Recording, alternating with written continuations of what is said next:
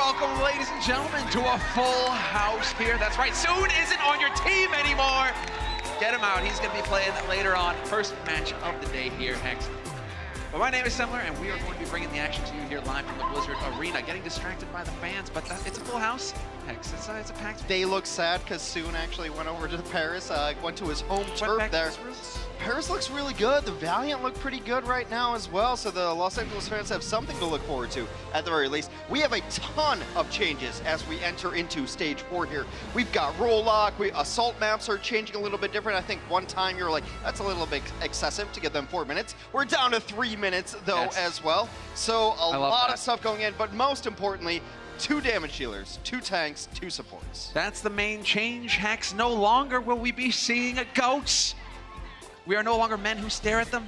3-3, it's done. No. Reference game on point. There are no 3 tanks, no 3 supports. The burst damage is not as important as it used to be, so now we have like sustained damage. Tracer can't be played again. The logo gets to be played again. Yes, Hex, and that's why we're excited to see boys like Soon on the stage playing. This is where they get to shine. Yeah. Tracer play, Widow play, damage dealers. Guys like Soon, they're gonna wreck face. Soon's Widow was very good. His Sombra was a little bit suspect, but maybe you don't run Sombra that much anymore. But at least now, I think we're gonna see a lot of double sniper. I think you're gonna see a lot of Hanzo and Widowmaker. You're gonna see a lot of Orisa and Roadhog, the Halt and Hook combo, of course. And then supports, you can still play pretty much whatever. A lot of Mercy play, Zen play, etc. But yeah, it's a brand new game. It really is. It's a brand new game. It's fantastic to see. So going into stage 4, we got a lot going on. Let's take a look at the stand-ups now. Season standings, Hex. Season standings. We've been looking at this all season long, and it is still the 3 at the top: Titans, Excel, and the Shock. They reign supreme. They are the god tier here.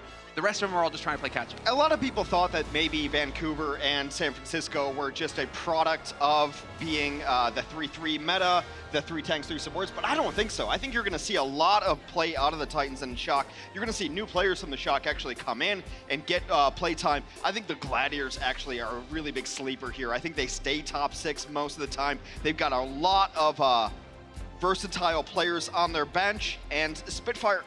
Can you ever count out London? Can you ever count out London and how good they are in the players that they have to play anything? You know the teams that counted them out last year, Hex? They lost. They lost. Done. But, you know, we are going to be getting into our first match of the day. It is going to be the Paris Eternal versus the Los Angeles Valiant. And the Los Angeles Valiant, you saw quite a few fans here. They always turn up in strong numbers. Gladiators are also coming up later today, though, so there's some purple in the crowd. But let's take a look at the Los Angeles Valiant Stage 3 team fight win rates. So a lot of people thought that the Valiant were going to be good going into the 2-2-2 roll lock that we have going on in Stage 4. However, I have a question based on they mostly won on 3 damage. Yeah. So now you have to run someone who's not damaged. You can only run 2. That's why these stats throw them out the window. Yeah. Useless. But they were. What do they mean? They're going up against goats. They're going up against 3-3. They're going up against goats. Now it's going to be the damage dance, Hex. That's what it's about. They were really good at 3 damage. Now who do you bring back in? I think Space has a really good role in this team. A lot of people know Space is like probably one of the best divas in the league. Top 3 diva at the very least. You can't say that. However, way back in the old NA tournaments that we gave $50 to winners, he was a really good Roadhog too. So I think Space might come back in. He's a really versatile player. A lot of people who only watch Overwatch League only know that he's a diva player, but he's really good at other myself included. Oh, Space is playing. We're gonna see some diva. No, Heck. We're gonna see some hog. Really, but we're gonna see some teams on the stage too. So let's go ahead and get our first team out onto the stage. The Paris Eternal.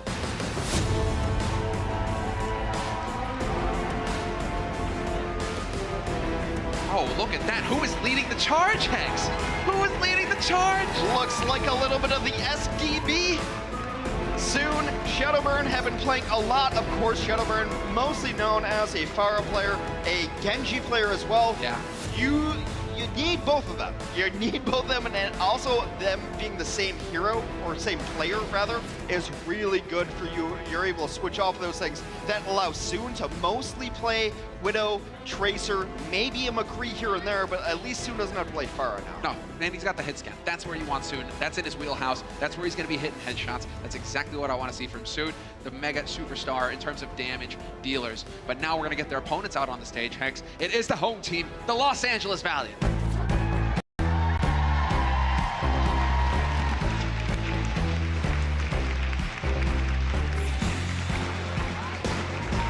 Well, there's the news network icon himself. Custa comes right onto stage. Look at that swoosh. This team has gotten so much better since they just started running the same 6 guys that they generally run. Very akin to Houston. Houston ran the same 6 guys, but now we've got Creed, Custa. That's your backline. They've got KSF, they've got Fact Fiction. They've made changes. Also, you're bringing in the leadership to Custa.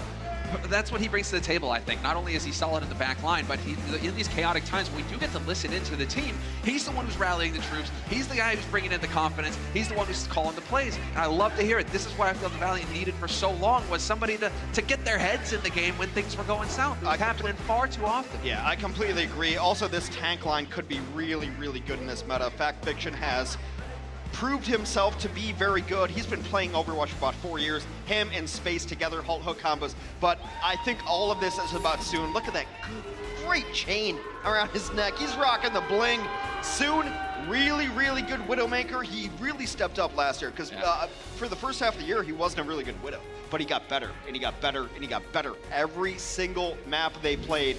And now Soon is being the highlight of this Paris Eternal team. Yeah, that's, I mean, I'm hoping, because it has been a year since he really got to play much Widow again, right? So it's like, you're gonna have to learn how to click on heads again, my man.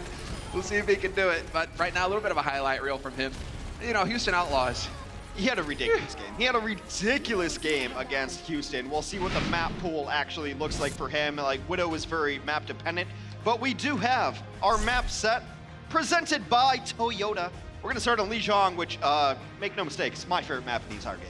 Yeah, you get to have all of the aggressive plays on Lijiang. We're gonna get to see some of that Tracer. I think we're gonna get to see some Widow. We get to see some sniping. That's what's exciting about this point. And it's a beautiful map to look at too if you're here in the Blizzard Arena. Exactly, take a gander at that Vista, Hex. Well, we have the outlier here. This is Control Center. It plays a little bit differently than the other 2 maps on Lijiang. And we've seen a ton of Reaper lately. Maybe you wall off, you get some punches in, so some really interesting competition going on. Both teams running, well, actually, no. Mei and Reaper on the side of the Paris Eternal. You want to bait them in, wall them off, and then shoot them in the face. Exactly. We've been seeing a bit of the Reaper. The shooty shotguns are back on the stage, Hex. Seems like it's a thing these days. When you got a big ball, it's hard to miss them. And you're looking to get up to that Blossom quick, but there's Soon picking up the first. He gets sniped down by Space, though, on that Zarya. It's 4v4. It's really close. Custa went down really, really early. But now the Valiant get the last couple of kills. Might be able to swing it, yep. Nice combo there on a Shadow Burn. Going to take him out of the picture. Shax right now just blinking away. Hoping to find a target, but it's looking like it's going to be the Valiants with the first control here on Lijiang. Paris Eternal sent back to spawn. We just gotta kind of get to grips again. This is where it's just gonna be chaotic at the beginning of this stage, trying to figure out, all right, what are the comps again? What are we gonna be expecting to see here on these different points? New map set as well gets thrown in, so we gotta brush the dust off the rust. I think of actually casting Lijiang again. The old standby you can look for is definitely Kariv, whatever you want to call him. He has been so good, even in stage 3, that he's the guy to look at. But wow, Valiant just lost 3. That's it. If Paris doesn't take this point back, it's ridiculous. That's got to be it right here. Oh, the wall. There's no escape. You got nowhere to go. Well, eventually, if you do enough damage, Shadowbird's gonna have to back off. The rest of his team are looking to help him out as well. Even getting the May Blizzard in there by the looks of things. Shadowbird really trying to make this difficult here for the Valiant. In the meantime, the Paris Eternal, what's important is that they did get the swap. And Shadowburn will survive this, but they did get the swap. Space looking a little bit rusty. There throws in the grab late when he doesn't have any follow-up to it, but it seems like the Valiant want to come back into this. I'd imagine that the barrier comes down here, and then you just wait for KSF to try to get picked. Barrier in. Hines over the top. Damage coming through. There's a grab. KSF doesn't really seem to care. Yep, even gets it off. The ult will survive it. So he's going to come right back around on the top. No worries there. Big pick and a quick flip. The Valiant, once again, in control, and this has just been chaos, Hex. Well, that's what we're going to be accustomed to here as we go into the 2v2 I pity the observers. It's a tough job to do. Now they take the lead, though, on our first control stage. Valiant at 50% and walking up right now. They also have the mines to drop and a Deadeye to work with. The thing about 2-2-2 lock is a lot of these ults are not very good. There's not good ults. No, right? Deadeye is kind of like, oh, you can use it to try and zone a little bit. And Shax, there you go, gonna get the Deadeye, no kills. He did draw some resources to him, gets that flash, and he does manage to get the stun. Mid-air shot on Cruz. Those are the individual plays we're looking for here from Shax. Shax continues to make his name in the Overwatch League. A lot of people unfamiliar with him. Yeah. He very first came in, but he's played so many heroes at such a high level. Get your Shax jerseys now, because they're going to cost more later. Yeah, you definitely hope so. The rise of a career here, of a star potentially for the Valiant. And I'm excited. If you're going to play McCree, I'm all about it. Let's go. I'll cheer for you. And then, well, Shadowburn not so interested. He finds the kill on Shax to kick things off. We cursed him, Hex. But they're at 99%, so the Valiant, they're fine. Yeah, back off and let it play flip. this Valiant. You try to run this Graviton into anything else, right? Graviton is a fight-winning mechanic. On the other side, though, Finzi has it, so it's really a matter of which gets the better Graviton here. The follow-up for the Graviton would maybe be a Meteor Strike. KSF's not quite there. Maybe a Deadeye, because there's not a ton of shields on the opposing team, but I think Grav is really going to determine this next fight. There's the Maywall, perfectly positioned. Soon gets one off of that, but that's fine. The wall set it all up. What a perfect play here for the Paris Eternal. So good. Shadowburn with the wall just cut that team in half, and then everything fell into place for Paris. One kill after another. You still wait, and you're not panicked about it. Yes, they used Nano Boost. Kareev did pop that in there, but you do have Grav still. Now you have Mines. You're going to have Meteor Strike. You're going to have Deadeye. You're going to have Barrier as well.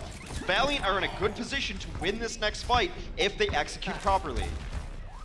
Taking a look as well, yeah. I mean, there's a lot to cover here as well in terms of the strategy, in terms of the hero picks for these teams. But we do have a Deadeye going through, and Shax catches Gray out of the open. Gray didn't even get to use his nano either. There's a chance here for the Valiant to get some work done. And a follow-up kill on Cloudy. Finzi, under too much pressure, has to back off. This is definitely a situation that favors the Valiant now. 99% for Paris, but this is a situation where Valiant flip. They win. They're going to take the first point. Guys should definitely win this. They use their ultimates correctly, and Valiant will open it up with a map round win. All right, so getting into it, right? It's like, oh, it's gonna be 2 tanks, right? No, this is kind of still a hybrid 3 DPS. Just because Space and Finzi, I mean, the Zaryas are doing just as much damage as the damage dealers. Yeah, Zarya's still a really good damage dealer. It just matters, like, where do you set your front line, too? Also, like, we have to talk about Finzi. Like, everyone gave Soon a ton of credit the other day on their win earlier, but Finzi was crushing on Roadhog. He was really, really sleeper play there. That's just stage 1, and that was about as close as they get. I mean, if this is going to be the story, back and forth as these teams figure it out, as they clean up their game, they have to relearn how to play pretty much now in terms of, you know, you got used to this cushy situation of 3-3, where it's a lot of ult focus, everybody's got so much health to work with. Here we're talking damage. Here you can die at the single mistake. We can see some chaotic situations here with these teams as they try to adapt. I think tanks have to be a little more passive now because they're so used to the Brigitte on the ground, the running and chugging through teams, always getting this healing. But now tanks are not getting the healing that they're used to, so it's an adjustment period. Really early on, nice kills from Valiant. Yeah, we lost the burn there. Not to the greatest start, and this is just Shax running amok. 2 quick kills, yep, and they are going to take first control here, no problem for the Valiant. We'll see now, do they manage to hold on to it? Finzi denied, sent back to spawn. Shadowburn's going to work his way back in here, but he needs to do a better job of surviving on that Sombra. Whole point of him is to get that EMP. Come on. Shadowburn's at 20, KSF at 40 here, so EMP could be a really good... I really thought we were going to see, like, dive, transmogrified, I guess would be the term. Okay. Where you're going to see like Tracer and Sombra. So you're going to hack and then you're going to kill, then you're going to get EMP, you're going to false bomb. False bomb's not really good ult. But I think like you're going to see dive in this variation where it's highly mobile tanks, Tracers in there, and then also a Sombra. All over the place right now. Lighthouse blazing away on the side of Kareev, cutting through everything. Good heals going through, and that's going to be too much pressure for the Paris Eternal to handle. Soon attempts to make the magic happen, goes for a pulse, doesn't get anything out of it. And that is going to be the Los Angeles Valiant winning the follow-up fight. 40% and counting now for the Valiant. They're looking good. They've got the EMP online. They've got the EMP waiting for the next one. It's been entirely one-sided for the Los Angeles Valiant here. They've gotten all of the kills. It's a really difficult stage to take back once you're locked off this door, because you have to walk through this door and you're going to be eating ultimates all the way through. Well, here's Gray with the rally, looking to kick things off, and they do manage to cut back Fiction away from the rest of his team. So a 6-on-5 right now for the Paris Eternal. Eternals still have that EMP on lock. We'll see if KSF decides it's time to use it or not. Gets stunned, goes for the EMP, still manages to catch 3, but that's not going to be enough. The focus fire too good here for the Paris Eternal, and the Paris Eternal will flip. Maybe. Nah, they're going to get it. They're going to get it. It's a beautiful barrier there from Cruz. Cruz is the clutch player of that last fight. Gets the barrier off, post-EMP, gets everybody all healed up, and now Paris able to flip it back. 82% for the Valiant, though. They're about 1 fight away, and they've got a ton of stuff to work with. They're making some changes on the tank line. It's a nice stun there from Gray to really throw a whack on KSF.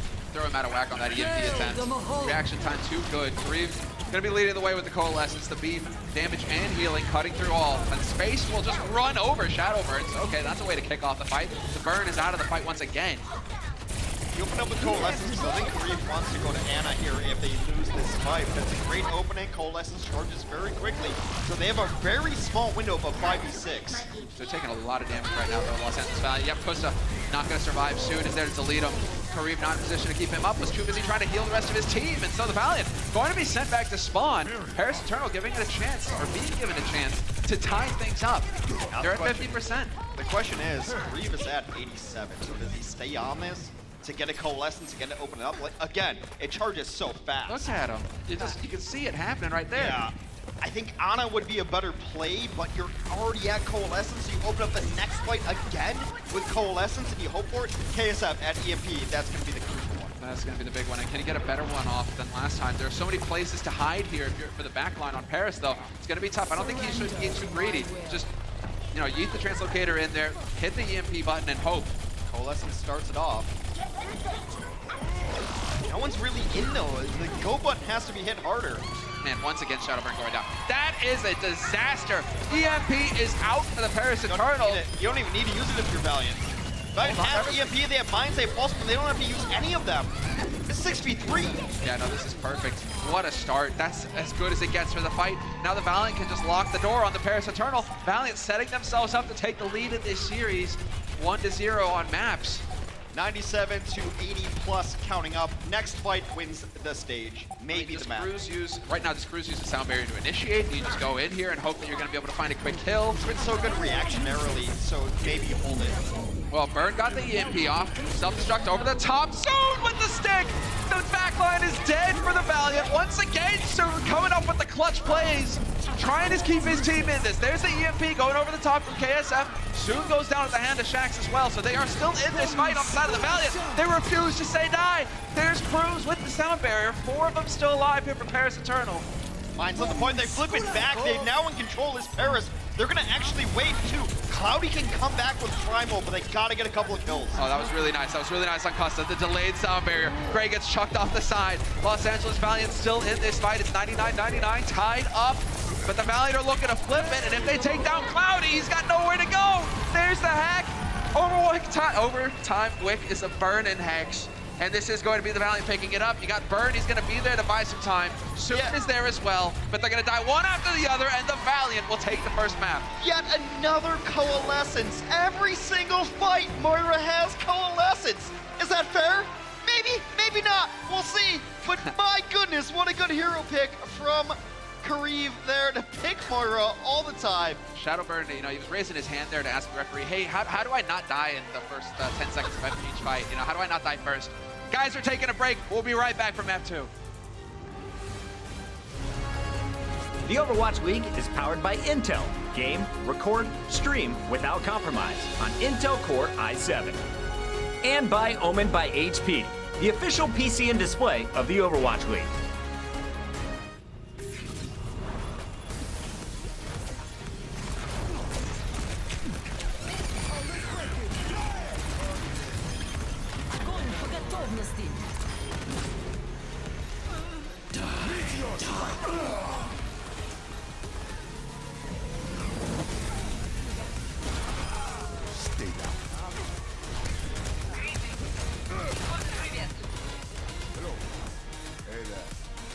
You're powered up. Get in there.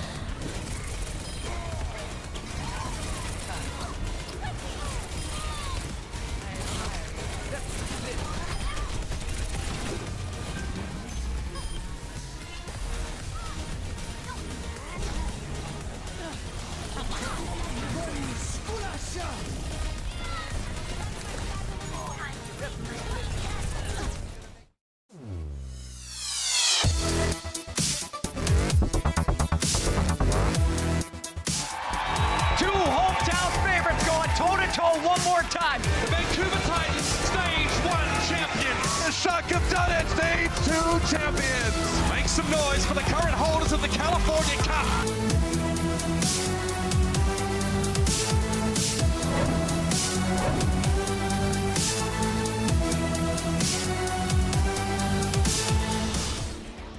Be sure to visit that website. Visit that website, lavaliant.com/tickets. You do not want to miss the homestand that will be going down right here in Los Angeles. Did you say visit? I know, I said visit. I was like, but visit, what's a visit? Help me here. Make sure to Save visit me. that. Yeah, we have another homestand. We've been 2-2 on the homestands.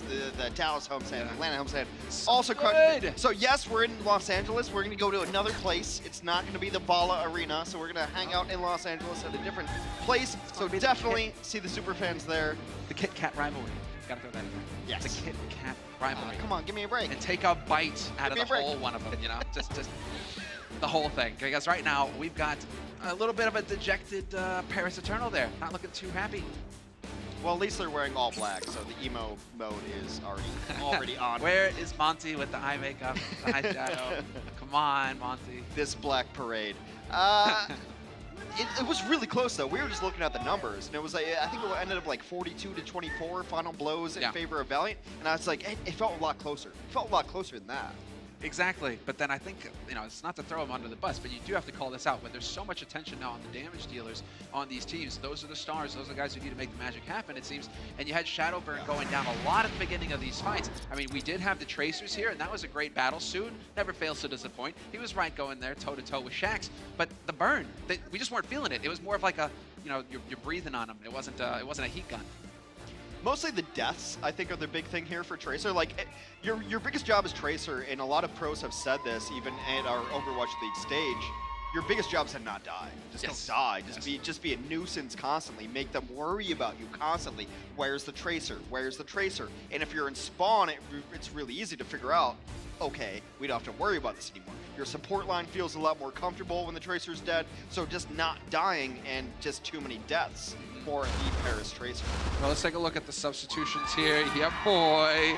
Agilities will be subbing in for KSF. Get to see the Brady in action. Yeah, Brady. Agility's got abilities. That's his alt account, by the way. Abilities, when you actually cue that in. So yeah, he can play a lot of stuff. Brady has been really good at adapting to different metas. Maybe a Genji, maybe a Hitscan, maybe a Pharah, as we go into Anubis is our next map. That's what I'm thinking as well, and I'm glad that we just touched on Shadowburn, because now it's like, right, he had to play Hitscan, kind of sucks. Now he gets to get into his wheelhouse here. He wants to get that Genji, wants to get that Pharah in play. Yeah. Things can start turning around here for the burn. You can also maybe run Agilities on a Junkrat, which has been really good defensively on Anubis for a very long time. Even before Bunker Comp became a thing, you would still run Orisa and Widow in a Junkrat on defense. Yeah. And what are we seeing here? It looks like it. Hex, we get to talk about the Shetland ponies again. It's gonna be the high horse. I think Seth and Achilles called it something else yesterday. I can't remember, but like it's a high horse. No, it's a high horse. Yeah, a high horse. We established. We were here year one. We called it high horse. It's established, boys. It's high horse. I don't care how you were doing it over on the Korean Peninsula. Here in Los Angeles, it's called the high horse or the Shetland pony. It's one or the other. Or you know, the little Sebastian. The little Sebastian. For our PNR fans out there. There you go. There you go. But this has been a very good defensive composition for a very long time, regardless of 2-2-2 roll lock, anything. This has just been good on Anubis 1. So it does seem like that's the traditional composition they're running here on first. The defense, offensively, looks like a new variation of dive. Oh, buddy. An attempt. Oh! Space. Don't want to get DMAC'd early. Oh! Reeve goes down to kick things off. Go home. You gotta go home. You can't now fight without your Ana. It's over. Go home. I mean, Agilities nearly gets that reflect. I like that. But yeah, you are kind of in a stuck spot here. If you're on the Valiant soon, yep, just gonna go ahead and grapple his way back to safety. And he already got the shield waiting for him as well. Set up. This is where you got everything working in your favor if you're Soon. It's all just about hitting shots. You're getting maximum support from your team. You don't have to deal with any other Widow on the other side. A late kill onto Agility means you're totally fine here. That's scary if you're Shaxx. Like, wait, he wasn't supposed to be there. Yeah, they're res though, so it's 6v6. They have eyes for Paris. They know where everybody is right now. Oh, nice attempt there from Shadowburn. Just barely misses it out. Loses the the trap as well. They're trying to stick together on the side of Paris. Shadowbird's nearly got the tire. Hey, oh no, he gets deleted! Gone! Perfect play here from the Los Angeles Valiant. This is how it's supposed to go. Soon he gets a headshot on Agilities, but that's too little too late. That's first point, definitely taken. They get the 3 initial kills. They get a resurrection as well. And this one's all over, but the Cry and the tanks are going to be there just donating their HP to the ultimate fund. And now let's think about the snowball potential going forward. Soon goes off, and he goes now onto the Sombra. Offensively though, Nanoblade. Nanoblade could win you this map. Oh, totally. Can just clean it up right now. Shaq's working on a pulse as well. Could catch somebody out of position when it gets chaotic, when you got Agilities running around looking to hack and slash. So, eyes on Valiant. They're looking good. Shaq's off on the flank right now. I wonder if you just waited just a second so Space can clear it out with a self-destruct, and then you Nanoblade the people hiding in corners. Well, Cruz has got wings out right now. So it's like, right, no need to push into that. We can just chill. Cruz is going to just be feeling sorry about himself that he used his ultimate for nothing, essentially. The window is closing, but Valiant have a great one right now. Now just order of operations. Oh. Yeah, self-destruct to clear it out. There you go. Space self-destruct over the top. Shax dancing on the edge. 1v1, takes out Gray. Doing his job just fine right now, Shax. Need to kind of get a little bit more out of this, though. They got to do it quick. Go, go, go. Defender's advantage is big. Nanoblade. Oh, that's unfortunate. Self-destruct, defensive, catches Fact as well. Looking for the follow-up. Agilities not getting anything out of that blade. Just so, but Shax is there. Takes down Cloudy. Doesn't even need the pulse. It's close. They're at 4 minutes on the clock. Want to get some actual progress. They do get 1 tick.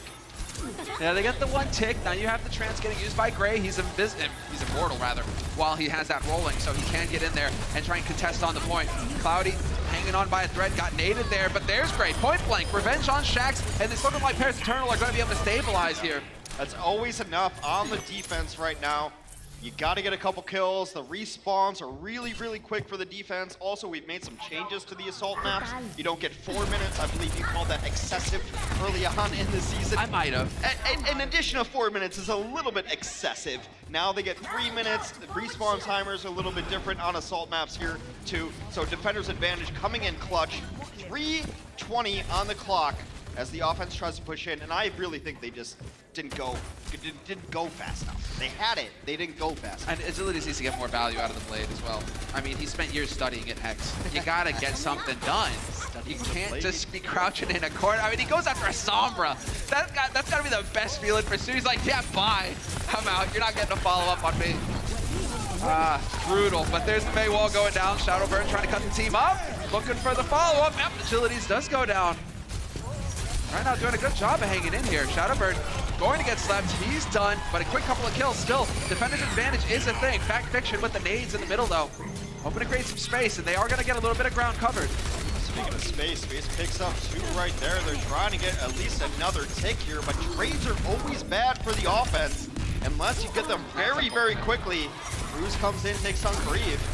Yeah, that was an unfortunate spot there for Cruz to find himself in, but the rest of his team getting the job done. Burn is out, and Space even ate the Blizzard.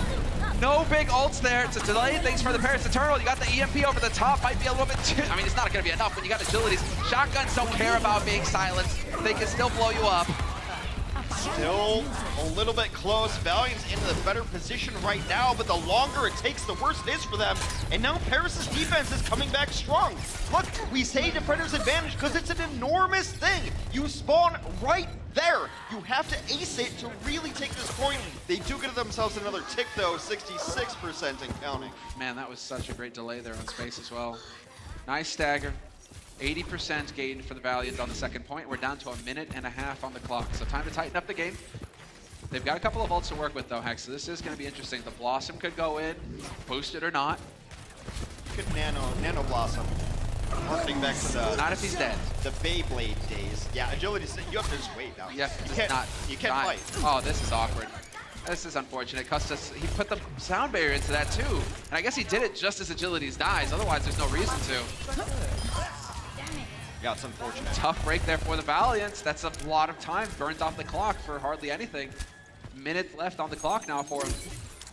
So you have to imagine that it's going to be a nano boosted Death Blossom. That's going to happen. And now look at the defense here. maybe an EMP happens, but they also have both support ultimates should be online during this next fight. A nano and a barrier. Cruz, it's going to be really close. Watch this one, because if Cruz gets his barrier up, it will negate entirely the offensive idea of the fight. Yeah, oh, Space getting demeched as well is going to help things. Agilities, once again, silenced, who cares? He can still shoot you in the face, but that's no Blossom. Do you just And go back Valiant, now? right, Do you- 30 seconds. You just go back again? Like, you have one push. Once you're at a minute, you have one push. Yeah, It doesn't matter if it's a minute or if it's 20 I seconds. freaking love this from Paris now. Get out there, get aggressive. The Valiant cannot afford to lose any time. Agilities finds a single kill on Soon. Shadowburn goes down as well. Still 2 here, and this still favors the Paris Eternal. They can still get into this fight. Soon with the EMP can wrap. Cloudy going down isn't going to help things, but they need bodies on the point right now. And the Valiant, they may be able to punish Paris. Paris might have got ahead of themselves here, hoping to close out the game, hoping to really make the Valiant pay, and instead it might cost them the second point of this map. A big barrier by Cruz early on, but they're just getting rocked. It's all green in the kill feed. And they managed to do it. They finally managed to pick it up, and all off the back, perhaps of Paris getting aggressive and getting caught. Brutal turnaround there for the Paris Eternal. The Los Angeles Valiant, bitter end, Hex. No time left in the bank. It's that hubris from Paris going a little bit too far. You had everything on the defense. You were fine. You never want to step out of the gates on Anubis. It's designed so much that you get punished. We'll see the run back when we return. Coca-Cola is the official refreshment of the Overwatch League.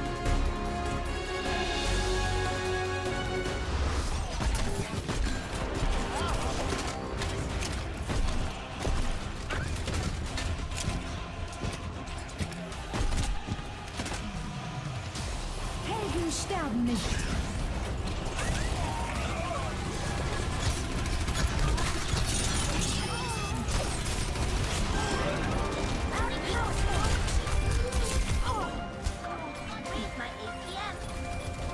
Der Kampf ist noch nicht vorbei.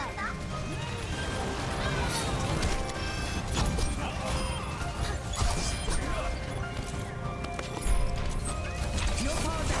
Get in there. Heroes never die.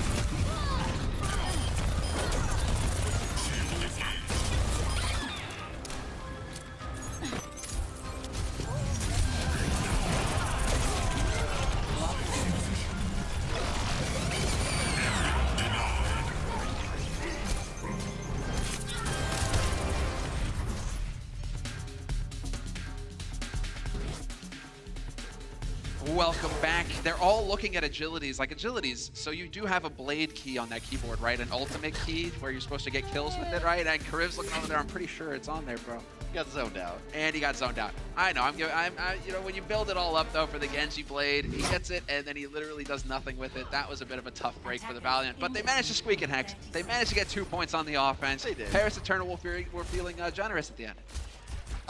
Yeah, a little bit of a hubris there. I think they... I mean, my opinion is you never leave second point on defense. Like, there's that door, and it's very well designed and well maintained. There's a big wall. There's not a whole lot of ways to go. So going outside that door means you usually lose. Just chill. Like, defender's advantage, you're right there.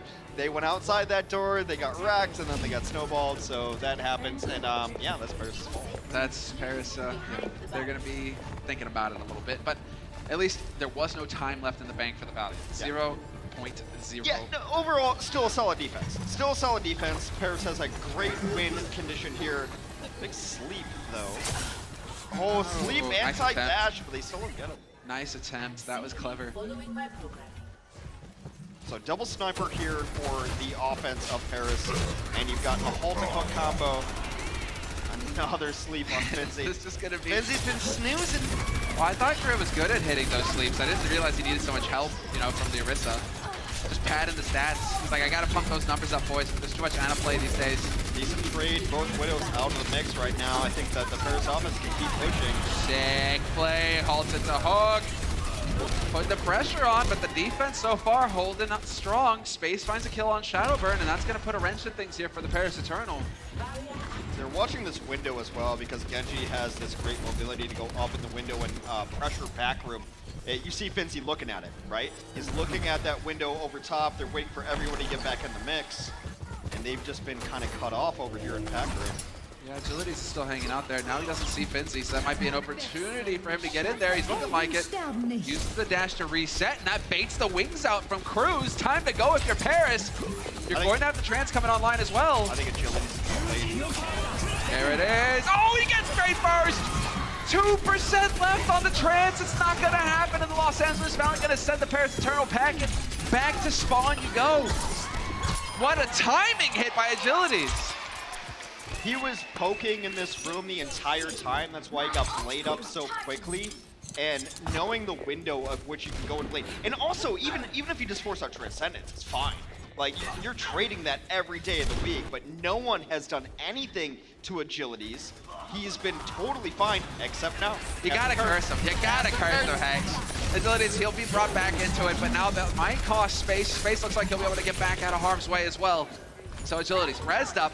You gotta be careful. Soon, the sniper rifle, he's looking for those headshots. Nice halt. Not gonna find the follow-up though.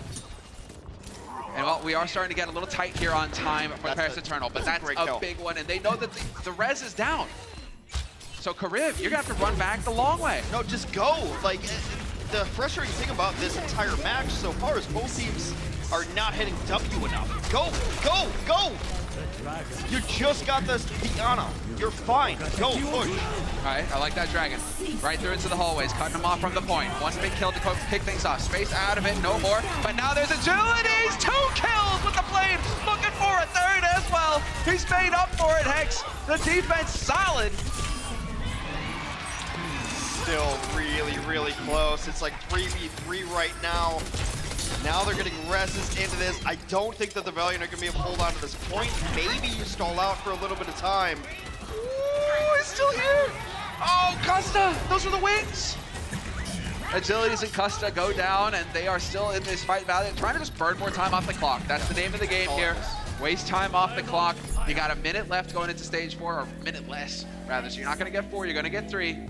And so we'll be at 3 minutes 25 on the clock now for Paris Eternal. Offense onto the second point. Let's see what they've got for us. Shadowburn really opened that up with the initial kill, and then he was getting completion kills later in the match as well. I really believed in the Brady. I really believed in him. He was going to turn it around. He's getting kills with the blade. Looks great. He did it right. Now he's on Duke. And now he's on Fitch. Also good. Also good. Nice nade onto Sood. No heals for him. Cloudy as well. Having to back out. Yeah, perfect fight here coming in from the Valiant side, just taking the fight to him, Hex. And I think as we go into like 2-2 meta in stage 4, these opening picks on defense, that's just it. It's just it. You can't go 5v6 on assault maps, on last point especially. Look at this, like all this dumb space that no one uses, right? From your spawn to the doorway. No one fights there ever. So you have such a defender's advantage that a single pick and running these pick heroes like a Doomfist, like a Sombra, just wins you fights. Slows it down so much. Well, that's what we saw happen to the Valiants on their offense. Managed to squeak it in the end. It's 2-1 right now. Agilities. Oh, there it is. The boost into the punch. He gets stunned though. Nowhere to go. It's fine though. Defense wins that. Now they get the resurrection though. Now it's a 6v5. Maybe they can push into this. Deadeye, a preemptive Valkyrie happens here. They're going left side. Vacta's got the mines. He can drop this at the door. So as soon as he sees where they're coming through here on the side of the Valiant, he can set it up. Shax has nearly got that EMP ready as well. Hanging on by a thread right now. Vacta looking to get the mines in. Yep, gonna drop him at the doorway. He gets hacked for his trouble and he will get deleted, but now it's looking on the rest of his team. They need to find the follow-up space with the self-destruct. Mines too! Soon goes down as well, and the Valiant fighting back.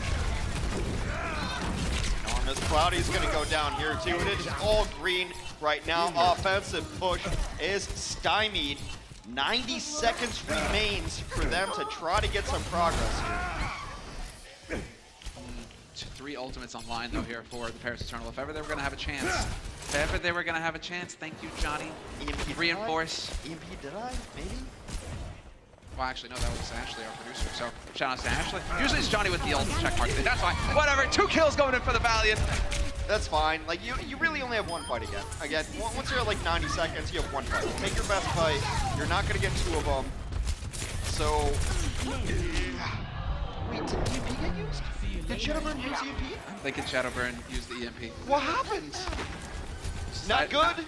It frustrates him so much, Hex, that he's just got overwhelmed and tired. He had to take a nap. A little bit of a breather there. All right, well, EMP Deadeye was also just like a bad combo anyway, but now you don't even have the EMP.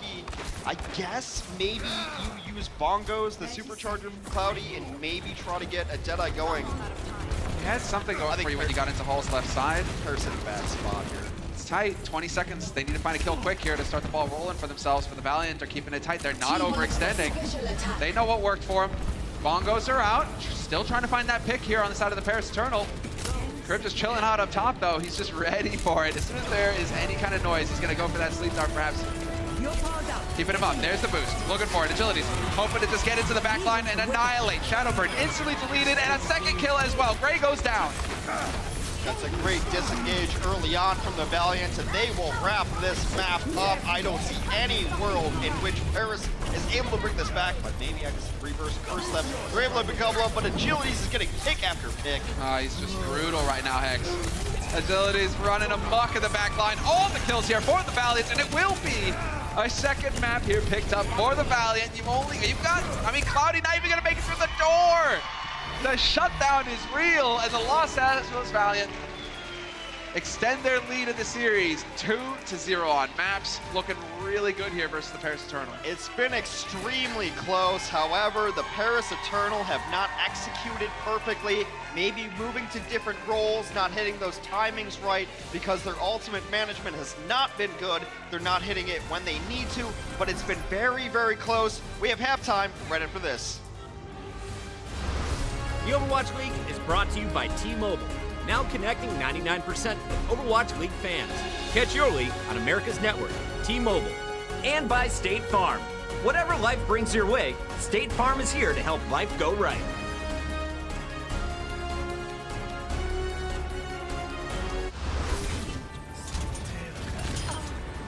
The world's greatest sniper.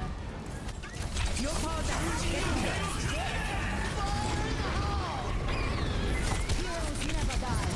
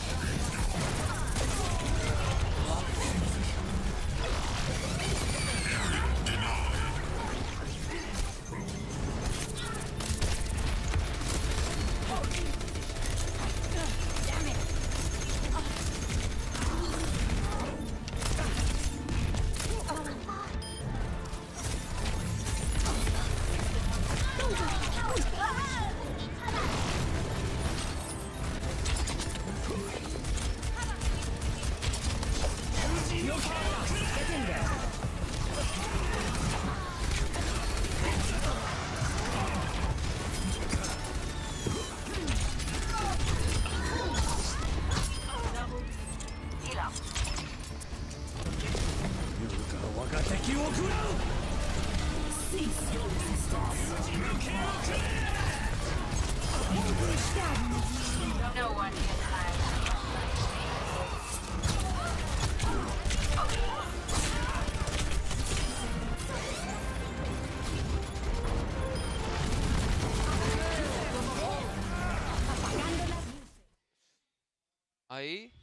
I don't want to play a full map with Space Genji, okay? What are you talking? Wait, I- put me on Widow, Shax go Hanzo, it's a wrap, bro. Yeah. I'll make Sun go mental boom.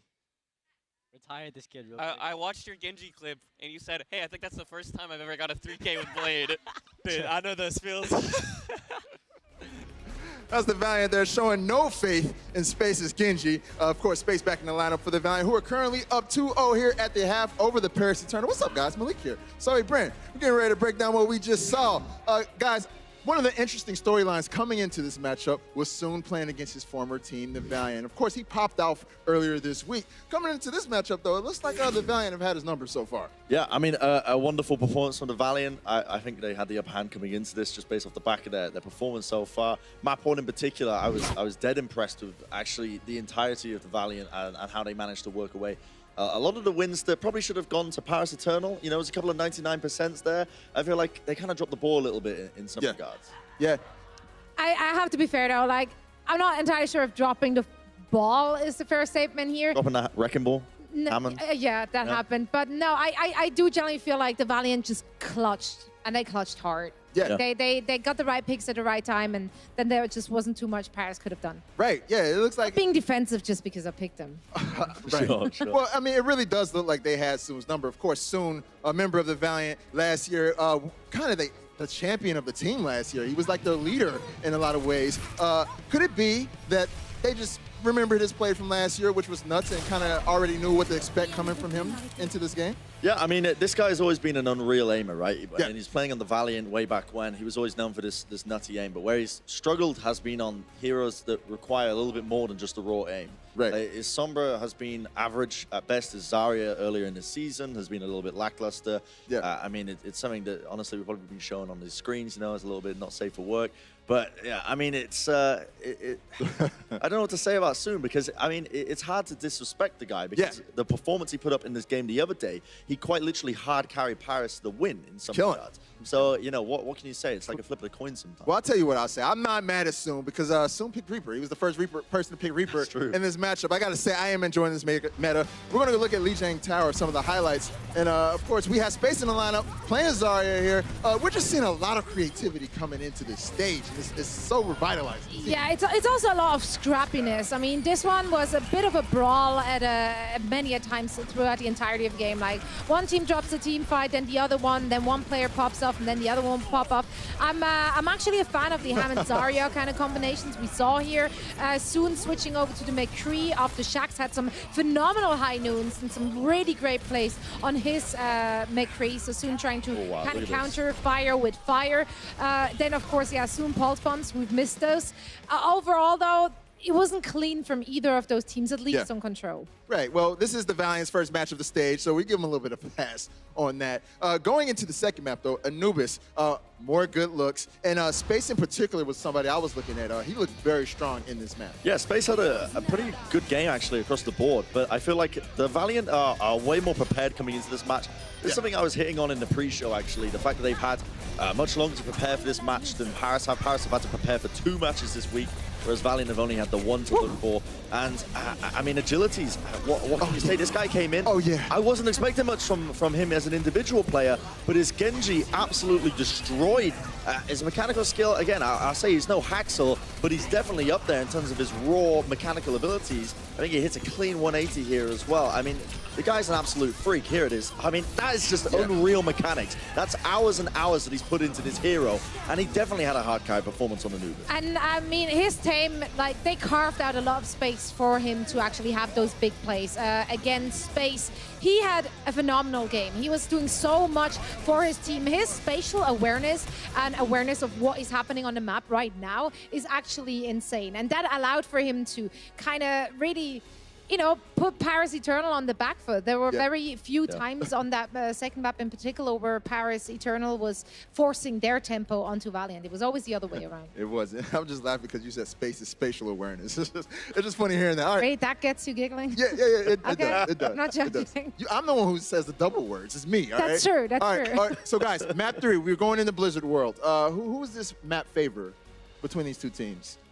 I mean, it's kind of hard to say. I know, you know. I'm going to go Valiant all the way, honestly, the way they're playing. I mean, they seem like they've come in full preparation. I feel like, in terms of what they're running as well, whether they're going to run Shax or KSF or even Agilities, they want to flex him in as well to run a lot of the Genji compositions. It's just going to suit whatever they want to be throwing at it. And they're playing Wrecking Ball comps very well. I feel like Blizzard World, as we see the game progress, you're going to see a lot of different stuff being changed and swapped in between the matches. A lot of this time, you're seeing teams basically just sticking to like Orisa Hog, but I think the future is going to be able to flex between the Wrecking Ball comps and the Orisa compositions. So Paris has been looking good on that map, though. They did full hold the Houston Outlaws on that map this week earlier. Yeah. I mean, So- they had a good performance, but that's against, like, if Valiant come out swinging with a Hammond composition with the Wrecking Ball comp, I don't think they're going to get away with what they did the other day, because that's where they excel, is playing against those mirror compositions, and Valiant are not going to play into that from what we've seen. So I would give Valiant the edge.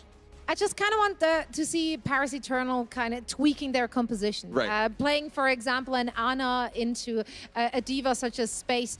Not sure you get as much value out of her kit as you should be. Right. So maybe they have to switch something up there a little bit. All right, well, I'm excited to see what adjustments they make. But guys, the LA Valiant are one map away from locking this thing up. We'll see if they can do that in just a bit. More Overwatch action coming your way.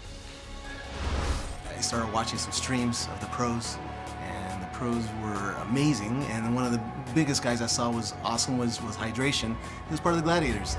Suddenly I'm at every game, and The beautiful LEDs, the cheers of the crowd. it shields up. It's thunderous applause. It's roaring in the arena. It's a lot of clap, clap, stomp, stomp. You just kind of get sucked into it. And I've been hooked ever since.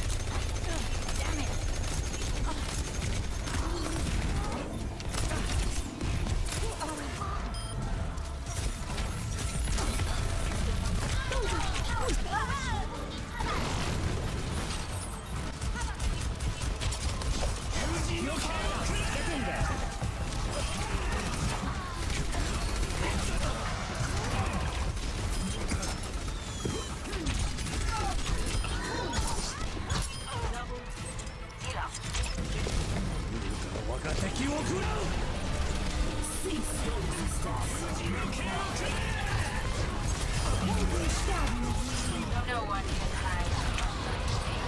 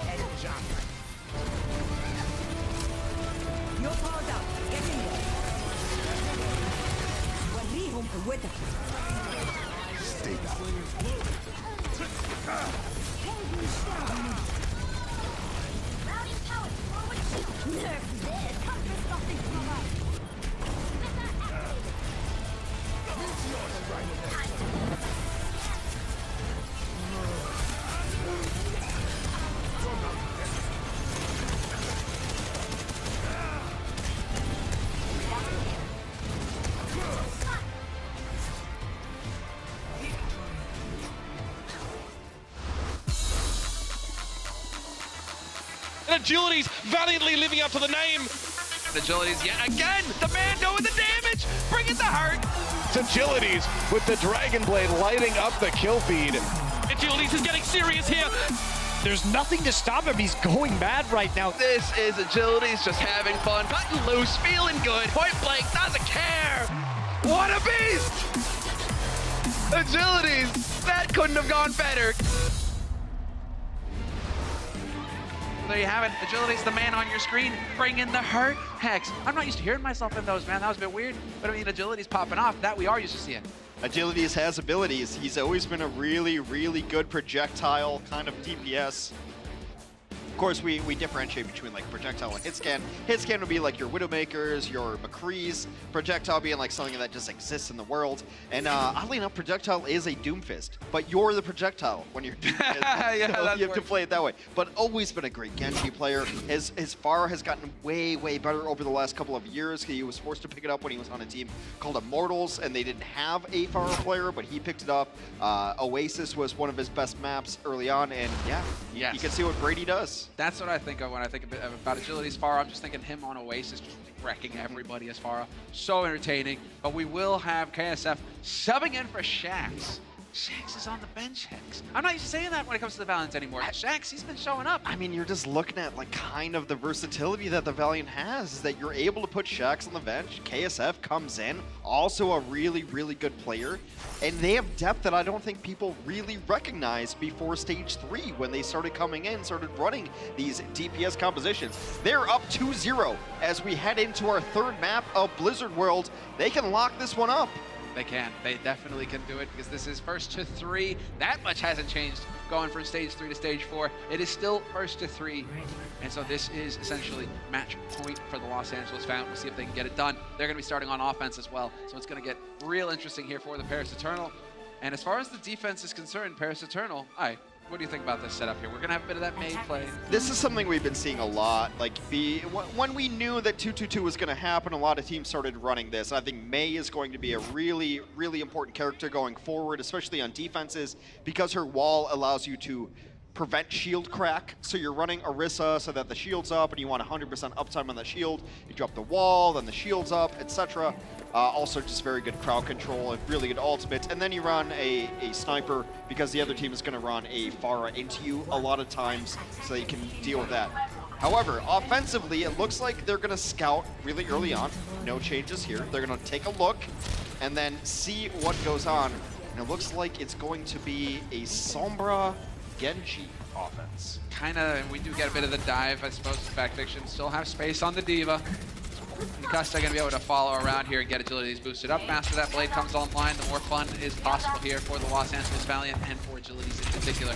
Well, Genji is essentially an ultimate bot. That's why you're playing him. He's not going to get a lot of kills early on. You're just farming up ultimate. And now you farm up ultimate, and what do you want to combo with? You can either combo with Nano, which is why they have an Ana, or you can combo with EMP.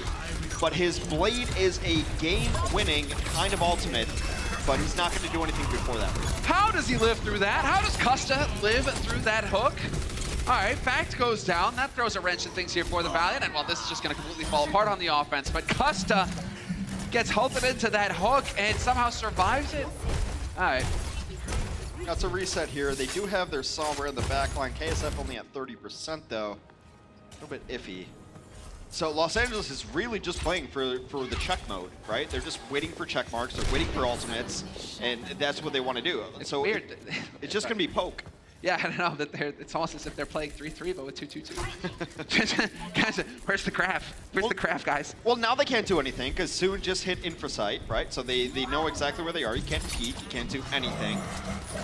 So Los Angeles, really, you're just waiting to get to 100%. You're waiting for EMP, you're waiting for Blade, you're waiting for Nano. That's it. They're not going to do anything before that. It's going to be a really boring match. I'm sorry, guys. Oh, wait, hold on. No, never mind. Oh, a nice attempt there from Shadowburn with the Mei wall, trying to block Fact Fiction in there. That could have been fun. And instead, it's going to be the Valiant wrapping on the left side. Agilities is at 80, but I think he really has to wait for either KSF or Kareev to get there. It's taking a while, though. Kareev, usually you would see a boost online by now. Not quite happening. We lose Fact Fiction. Finzy doing damage. Gotta remember that a Hog can really crank it out post-quarters with that shotgun. And, well, Fact gonna go down. Shadowburn, get a third, come on! Not gonna find it, Custa. Just barely lives. Okay, now you reset, and now you have all the options. You can Valk, EMP, Nano, Blade, Mine, everything. This is the moment that Los Angeles has been waiting for. However, we're only at 90 seconds left. Yeah, you don't have a lot of time, exactly. It's taken quite a bit to get here. It's been slow charge. And now you've got the Infrasight that was up. It's going to wear out in a moment here for Soon, but still, that's going to burn a little bit more time off the clock because the Valiant can't show themselves. And Soon, yep, he knows where you are in the back line, Custa. So, Custa's got the wings. See, he can make a speedy entrance into the push when the Valiant decide to go, and yep, sure enough, there's Custa ready to kick off the party. Wings are out for Custa. He gets to fly in here. There's Agility's with the blade. Agility's looking for value, looking for targets, gonna find the one, needs to get the second. Oh, it gets slept for his trouble and assassinated by Soon. Single blade, and so far the Paris Eternal are holding. It's another huge eat, gets the Blizzard. A lot of people are not familiar with Blizzard as an ultimate because we don't see a ton of make, but it is a projectile early on, and a D.Va can eat that projectile before it comes out. You can also stun out a Blizzard before it happens as well, so it's a really hard ultimate to get off, and another enormous eat goes on there. 20 seconds left somewhere. Not a whole lot of time, and no progress. No progress made on the first point here for the Los Angeles Valiant. KSF, it's your time to shine. You need to be the hero here. You've got the EMP. There it is. EMP to kick things off. Only 2 of them silenced, though. That's definitely not enough here. Valiant, can they keep it together? Cruz and Shadowburn going down. Big opportunity here for the Valiant, and it's looking like Anubis all over again. Somehow, the Paris Eternal, they hold the entire time. And in OT, the Los Angeles Valiant are going to find the win. 12th hour, they come in, get a clutch EMP, and then destroy everyone behind it. There it is for the Valiant. Only 2:20 added to the clock, though, as they try to push this payload after capturing the first point. What's in the payload? I don't know. Can we get a zoom in there? It looks like a crown or something. I never actually wondered, you know, it used to be the fist on it, on, you know, on Nubani and all that, but like, Blizzard World.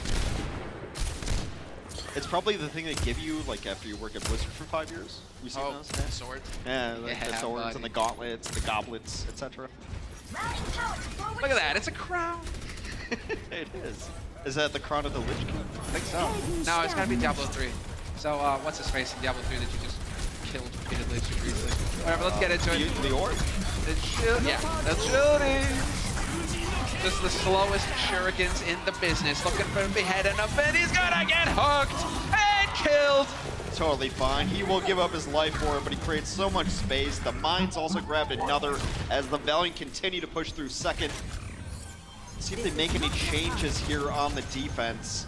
We're still adjusting to the 2-2-2 meta. What do you do defensively? Do you switch off of it? It seems like they still want to run halt and hook, and a Blizzard may... It's kind of old Blizzard World, though, getting kind of shut down here before the second point. See how much progress the Valiant can make. Anybody on the payload? Not quite. Nanode. It's fine, he gets a kill. Like, I think Binzi has to make a bigger impact than he's been making so far, because he was one of the reasons they were able to play as well as they did the other day, but 2 kills. Valiant continue to push through. Just getting a shut down. He is getting something done next. That's called being an ult battery. KSF with the headshot on Soon as well. Looking for the follow-up. Come on, gotta hit that body shot. You got the opportunity, and now the shield is up. Missed chance there from KSF for the real follow-up. They could have snuffed this defense, but the Paris Eternal, they're falling apart. They're crumbling at the end. Finzy and Cloudy, both tanks are gone. Now you lose Shadowburn as well. Los Angeles Valiant, once again, finding success. 2 points on the board, a minute 45 on the clock. It's been positioning very much for Paris here. You saw Cloudy walked way too far forward, away from his healers. He got picked off. And once you lose 1, you lose 2. You just get snowballed on that defense. No changes coming in for Paris as the Valiant have rocked through this map. It's been even as far as kills go, but the Valiants have been rolling through. They've got the momentum, and that's a decent trade. Nice res, though. Nice res. Resable position there. So Cruz will bring Gray back into this, but the spawn is right there for the Valiants as well. So Custa will be back in this fight. Not too much time wasted on the clock, but I almost don't even want to talk about time now when it comes to the Valiant. It just keeps seeming to get things done no matter what. So the wings are out here for Custa. Space getting demacked and KSF getting picked is not going to help things here for the offense. The Paris Eternal, they'll halt the push at the bend. 50 seconds on the clock for the Valiant. They only have 1 minute left, so it's going to be a final fight here. Let's take stock of the ultimates for both teams. Blizzard is up, but Shadowburn's had 2 Blizzards in the last like 20 minutes though, so we have to really keep an eye on that one. Finzy has Whole Hog, not the greatest of ultimates. Gray actually switches over. So Transcendence timing for Kariv on the Los Angeles Valiant is going to be really important here. All about execution. Last fight. Custa's gone for the Batiste as well. So we'll have some different options. Dragon right on through. They did get grouped up, and Benzi brought low by KSF. Cruz is going to take KSF out. Okay, we got the Battle Mercy back in play. Even gets the res off. Styling. But Cloudy, we lose the main tanks for both sides. We're down to the wire now, 5 seconds on the clock, and the Valiant, they need to win this fight hands down, and it's not looking like it's gonna happen because Paris are here. They have finally found some fight. Space goes down, and it's on KSF to touch the payload. He does find a little bit more time. Fact Fiction can roll his way back out here with the help of Agilities as well. It is super close, actually. It's only 3 on the cart, and Paris has had a really tough respawn timer here. Not over for LA. No, they can still do this. They can stabilize. Fact, doing the best he can. As long as they stay alive, yep, he is going to be keeping that presence on the payload, but now it's going to be Cloudy there. He needs to survive this fact. He got to stay in it, but it's not going to happen soon with the body shot. Drops him. Great wall thrown down there by Shadowbird to cut off the healers. There's a chance here for Paris Eternal now. Another follow-up would be huge. So it's a great position here. They're getting all of the kills, and now it's just about cleaning it up. A D-Mech on the cart. Valiant needs to find something here. Kariv is nearing Transcendence, though. He can throw this in. He can zoom Yada. Zoom it, yep, and he's stuck in the corner, but he doesn't actually touch the point. Valiant right now, are they actually going to make this happen? This would be obscene, but they still have so far to go. Only just now getting into the U-bend leading up to the throne. So Los Angeles Valiant, they're going to get a little bit more push, but the Paris Eternal, come on, one fight. Obscene is the correct term. We do have to look at Blizzard is coming up for Shadowbird. That can lock you out. It's a huge area of effect ultimate. It can lock them out of this. Well, through the back, wings out. There are the mines on top of everybody. Really trying to create some chaos here, Fact Fiction, in the back line. And there's a kill to kick things off. Space eats another Blizzard. And Shadow goes down. Unbelievable. The Valiant, they might actually be doing this. There's no way to go. Great caught. Still surviving somehow. Get the job done already, Agilities. Slacking on the job, but they will find it. 3 points for the Los Angeles Valiant in overtime. Are you kidding me? Why even play May? Why even play May at this point if you're just gonna chuck in Blizzards to defense matrices constantly? Look, it's a new hero that he's picked up, maybe trying to figure out the timings on that, but that is unacceptable to lose your ultimate that many times in a row. That's a brutal turn of events here for Shadowburn and for the Paris Eternal. Each time it looked like they could do it, but the Los Angeles Valiant showing that they are full of fight today. They've done their job, 3 points, and we'll be changing sides right after the break. Coca-Cola is the official refreshment of the Overwatch League.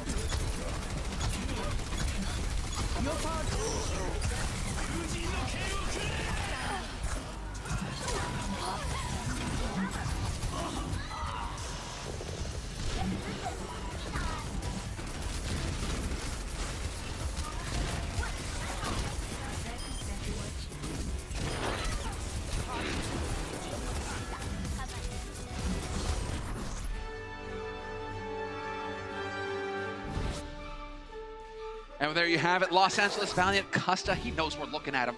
They got the job done, Hex. 3 points on Blizzard World, an excellent offense in the end. And sometimes it doesn't have to be pretty, Hex. I can call it excellent because they got all 3. But you know what's also awesome? It's time to cast your vote for the T-Mobile Overwatch League MVP. Vote for your favorite finalist on the Twitch overlay or on Twitter using hashtag OWLMVP and the Players Battle Tag. Get your vote in today. For now. All right, let's get into it. Paris Eternal, what do they got to do here, man? Because the burn, it's looking pretty weak. I mean, maybe he's kind of newish on the Mei, but the ultimates being negated is a big deal. Overwatch is such an ultimate-based game. Yeah. And to not get a Blizzard down like 3 times in a row. And like, look, all credit in the world to Space. I think people forget about how good Space is. He was out of the roster, probably my best diva in the league last year. He would have gotten my MVP vote for most valuable player in the league last year because his diva was that good. Diva has been not as important lately, but he comes in and now he's eating blizzards, he's negating ultimates. And yeah, now you see him on the Hog. I told you, his Hog is also prolific. Hex, you know, when you were having a rough time last year, all I had to say to everybody was like, you know, give the man some space. Just give the man some space. He'll be all right. You were such a fan. As soon as you saw some space play, it all works out. Came in all smiles. But, you know, Paris Eternal. Paris Eternal. Space gets his 1v1 on Finzi as well. Maybe make sure you hook second, young man. Young blood right there. Not working out perfectly, but Valiant in a really good look. And they win this map, they win the series. Yeah, that's it. Match point. Defense is going to be key, and well, Shadowburn looking for some redemption here. Gets the wall off, protects Cloudy. But right now the Valiant are still hanging together. Nice nade. That's going to slow things down for Cloudy and Finzi both. You can't heal them up when they're purple. How did Cloudy go that high up? He got yoinked when he went like to the moon. For yoink. Oh no, losing tactics. Custa goes down as well. That's it. Beautiful work here. Patient play from the Paris Eternal eventually pays off. They will find success here on the first point, and the Valiant gonna have to get the job done on the second. Ray gets a clean up there. He's been one of the standout players for the Paris Eternal. Even in their losses, he's always put up really, really good performances. They will unlock the payload on first point here. Start pushing. And the defense wasn't terrible, right? Like, there's 0 time in the time bank. So the Paris Eternal definitely have a really good win condition here. That they do. That they do. Just about keeping it together right now. Paris, that's the thing. They nearly got it done every step of the way. Anubis on defense here. Every step is just these slight errors. If they can tighten up their gameplay, they can get the job done. A kill like that from KSF is going to prove frustrating, though, soon. That's not what how he wanted things to go. Finzi eventually falls to the hands of Agilities. Shadowburn, he does get the Blizzard down, but it might be too little too late. The Valiant are getting all of the kills here. I think Paris's biggest issue is losing when they commit. They've committed ultimates to several fights and they've still lost those fights. Right there, they just used Transcendence and they lost the fight. And now you don't have Transcendence, and it's just been a theme throughout today. They try to commit, they try to execute, and they lose the fights in which they're already putting resources into. That can't happen, and that's the small thing between a team like Paris and Valiant. They're close. Like, all of these kill numbers have been really, really close, but that's the biggest difference. Oh, soon. He's not a fan of music. The bongos have been silenced. No more damage amp, and well, his team are going to get some as well, but it's KSF finding the headshot on Gray. All right, there's the man advantage. Does get eliminated with the res. Nice wall getting thrown in here by Agilities. Nowhere to go, nowhere to hide.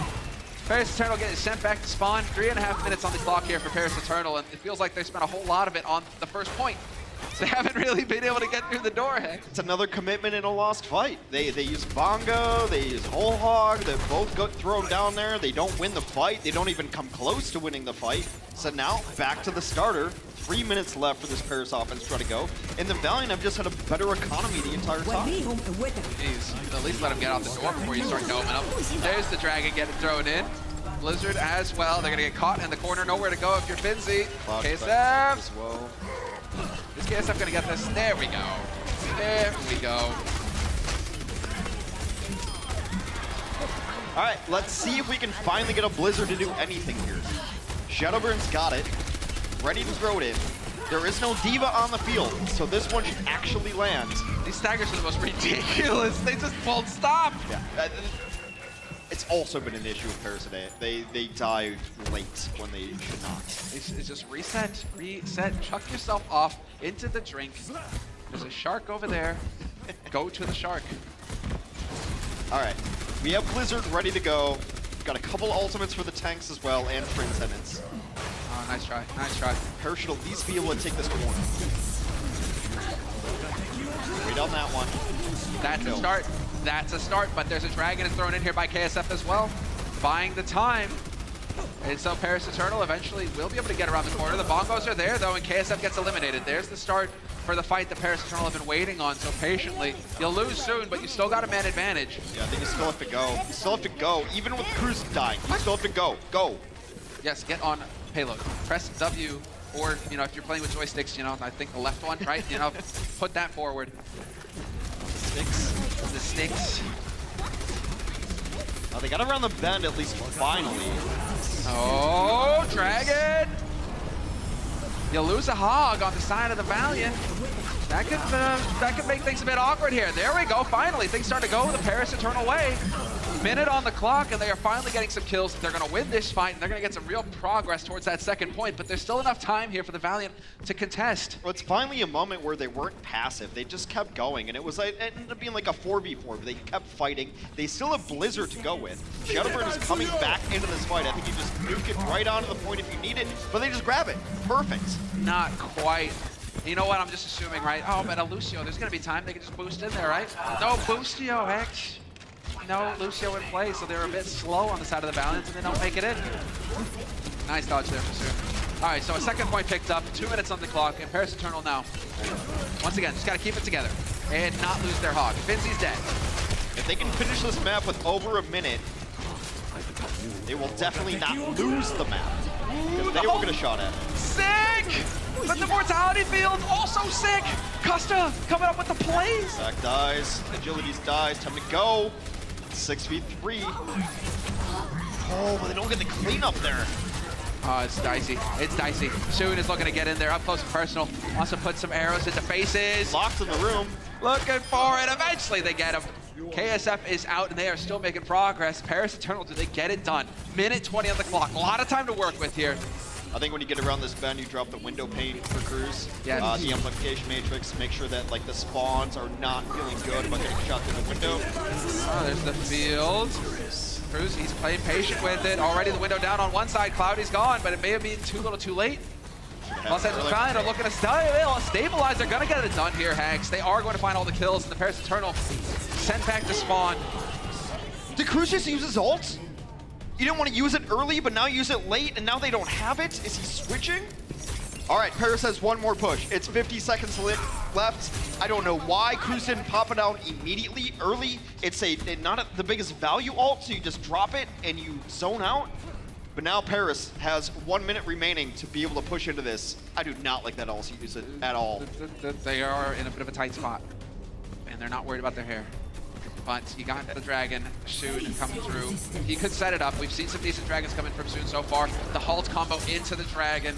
But Custa's been really good at negating that combo as well, so not as easy as they would like it. Paris Eternal with 20 seconds on the clock. They're gonna have to get around this corner, or they're gonna get forced to. Halt it out into the open. Shadowbird's still looking for a target. And there it is, KSF point blank gets denied. Gets denied, and that's the dragon used as well. Man advantage now for Paris Eternal. Los Angeles Valiant still looking to hold. We lose the dragon space again. The Diva God just keeps getting that D-Matrix to work in his favor, keeps eating ultimates.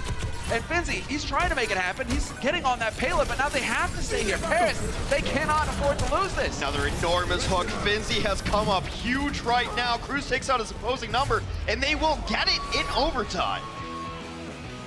So, round 2 complete. They get the job done in the end. Both of them with no time left in the bank. As simple as. So, tied up 3-3, going into the break. In case you're wondering, time will be added right after this.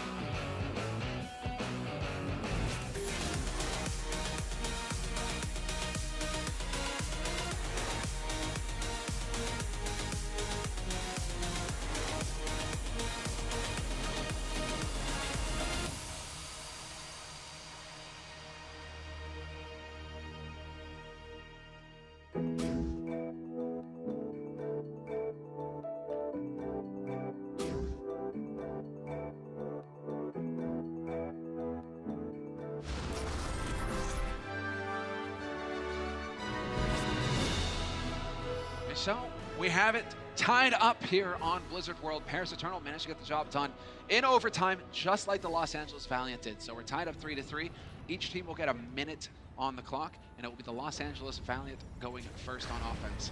The Valiant are leading the series 2-0 right now. If they win this map, they will win the set and go forward. And both these teams very close in the rankings, right?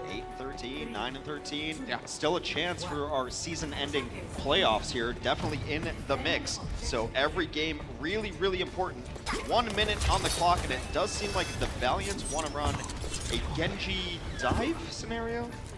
It's looking like they might be changing it. I mean, Agility's, he's been on the Genji the whole time, so no worries there. This is kind of what we've seen, except Vax isn't on the hamster.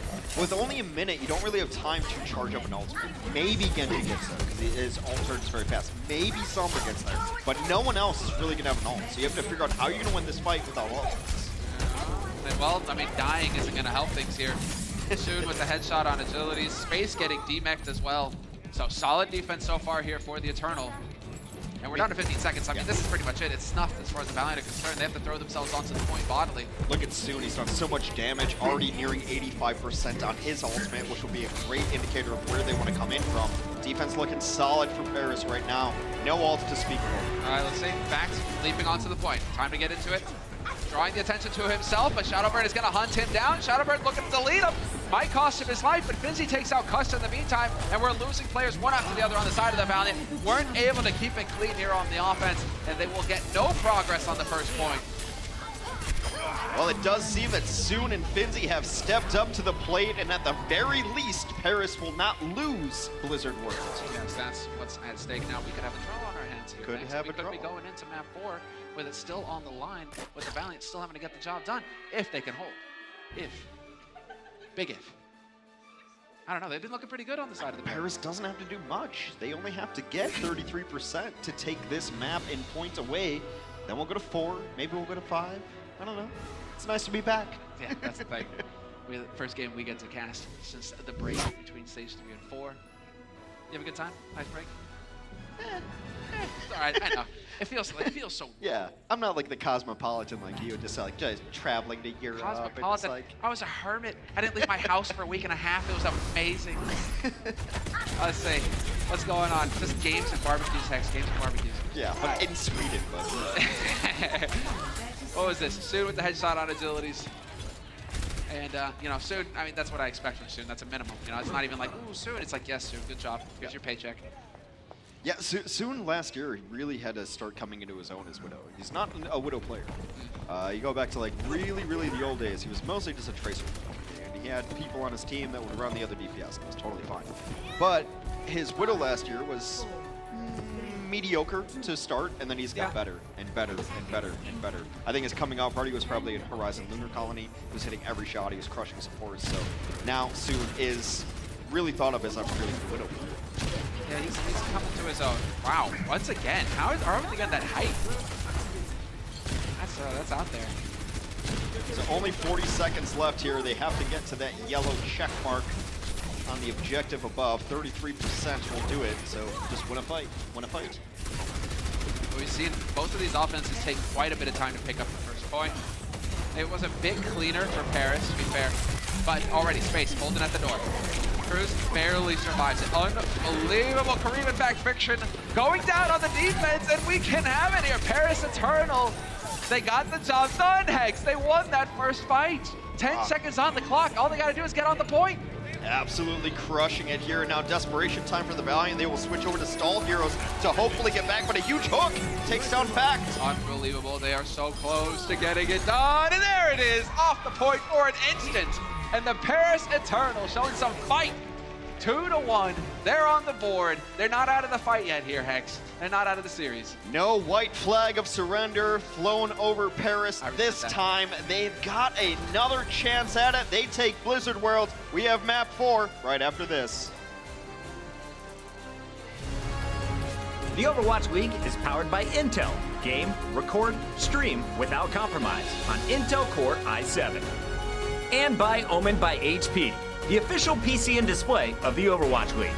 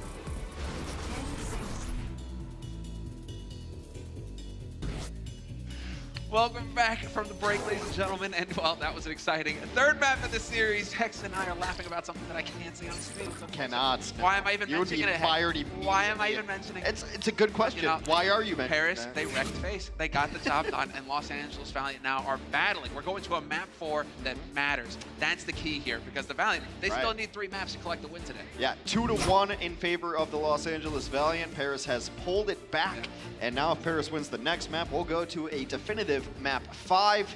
Should be a good one. Yeah, that's what I want.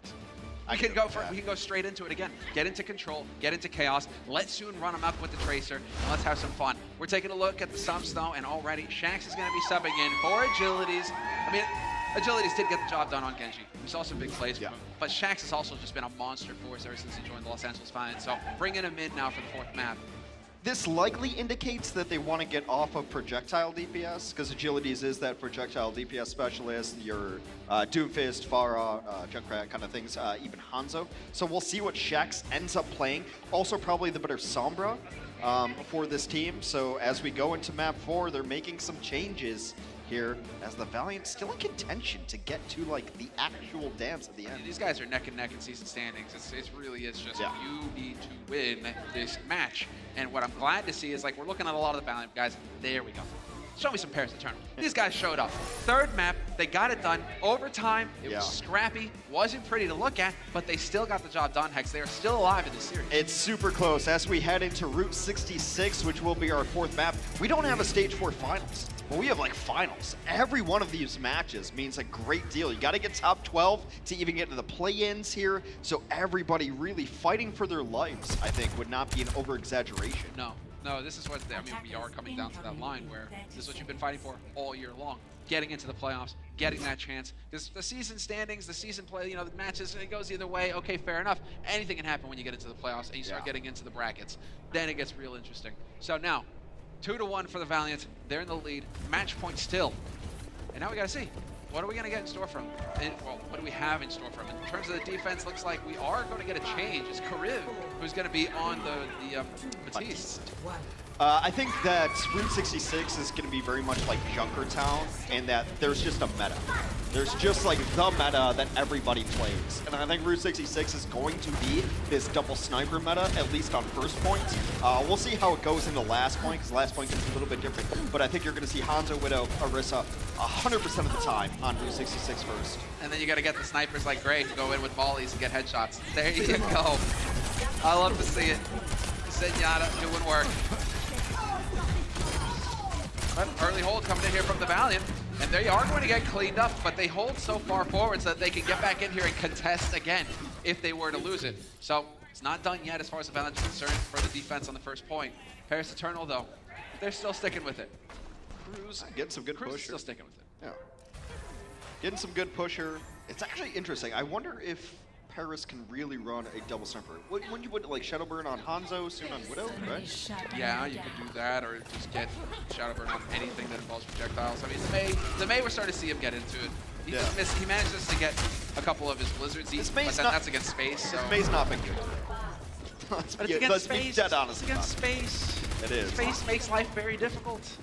Fair enough. Well, you have Dragon up for the defense here. Let's see if it comes through Earls. Okay, onto the payload. Interesting decision.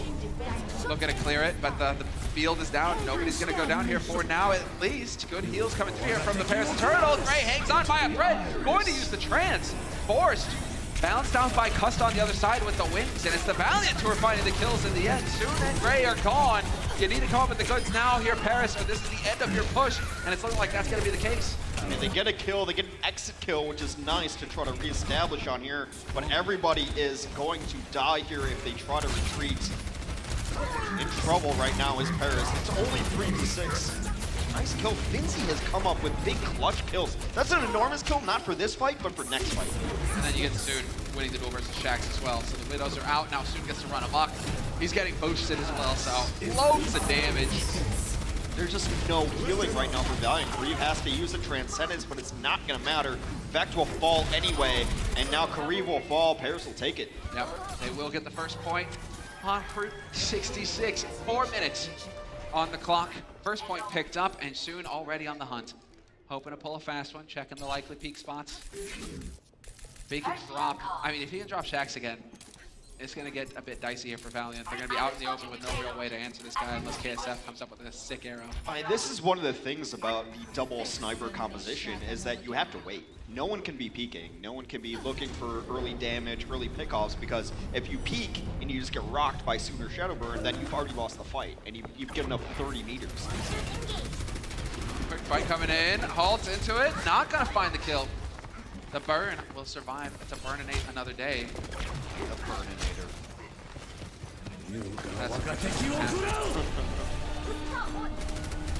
It's gonna zone them out, at least. Like, the Dragon does allow them positioning, so it allows Vect to take this corner.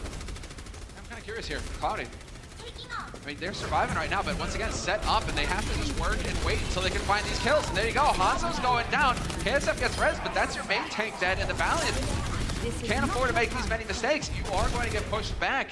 And so Paris Eternal getting quite a bit of push here out on the cart, going towards that second point, and it is really that waiting game. Who's going to make the first mistake and get picked first? Really nice jump there. Try to get the Mercy out of there. Now they just keep rolling through. The Valiant have not had enough sustain on the card, enough kills to get anything going. Second point picked up for the Paris. Yeah, can we see Shadowburn just stay on Hanzo, because he seems to be way more comfortable with the Hanzo right now over the May. The numbers he's cranking out. He's definitely starting to catch up and close the ground. With the May, it was a bit quiet. Things are turning around now, and he's got the Dragon set up as well. Could still get that eaten by space, it's worth mentioning, but... Hey, there we go. Right through the wall. Force him into the open. Vinci's going to be there to pounce. He's loving life. Shadowburn still in this.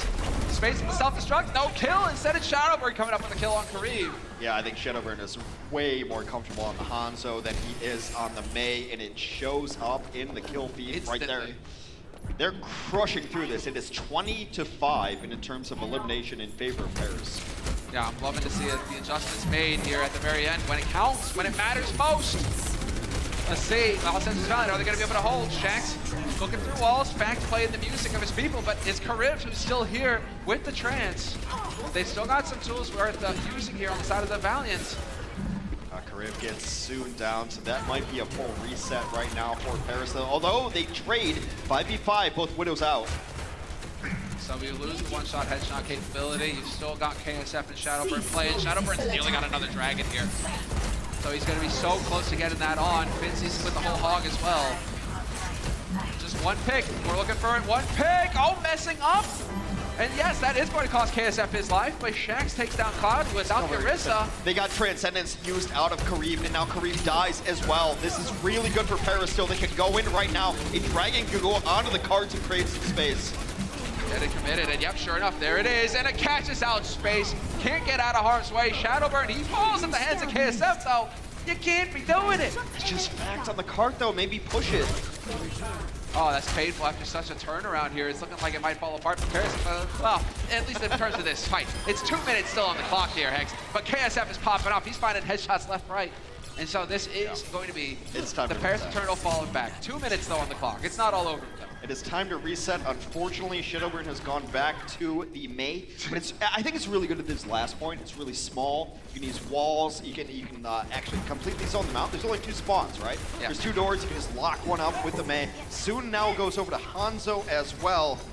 And now with 90 seconds on the clock, Paris trying to push it. Well, there's the window of pain going down. So that's going to buy a little bit more time here. Paris playing safe. They don't really want to peek in, and more importantly, don't want to just feed ult charge. Never mind, Backnation's dead. All right, Fitzy with the halt hook combo, and there's the opening. Shaq's got this. There's the stick. There's the kill soon. Too close.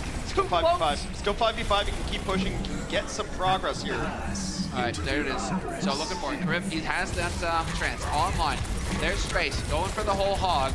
Can melt that shield, the longest, slowest push ever. And in the meantime, Cloudy gonna find one, but this is Chaos out and out, and somehow the Valiant are stabilizing. All right, if you are Paris now, get back to spawn ASAP. You're done. Go, reset. How do you think you utilize this Baptiste ult best? Who shoots through it? Maybe Icicles? Benzi's too far away to do whole hog. Maybe set your Orisa behind it, bongo, window pane, and just hope that you melt somebody?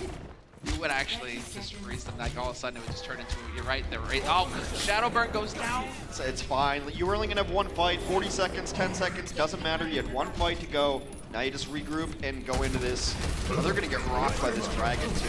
KSF has dragon ready to go. They're gonna preemptively ult. The ults has just been better for Valiant. They've just been better all day today. At the end, well, there's the dragon, cutting him up, forcing him into the open. Didn't try to close the door with it. And now window pane goes down. This can set it up for for Shadowburn and for Fitzy both. We trade supports, one down on each side. And they're still in the back line. Shaq's here to contest, and they finally set up. Bongo's on the point, gets deleted immediately, but the kills are there for the Paris Eternal, and look at where Space is. He's off in the middle of nowhere. This is going to be the Paris Eternal collecting 3 points in overtime. It's just part of the deal, Hex. It's part of the strategy. When they see time on the clock, they're like, hold on, we gotta wait a little bit.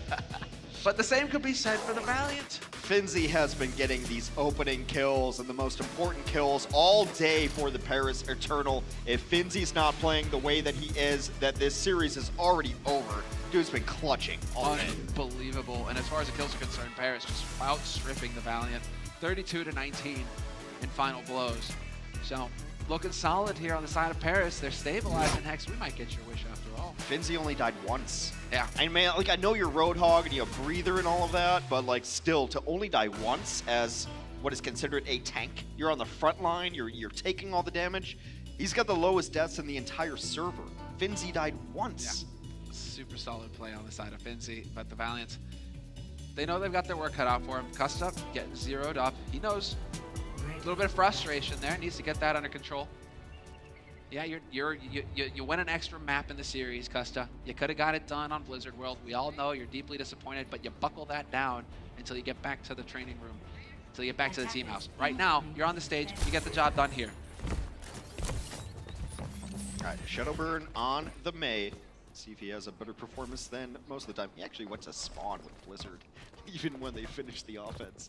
I don't think it's his most comfortable hero. I think he's better on other things, but it's fine. It's kind of the meta right now, although we're still trying to establish the meta.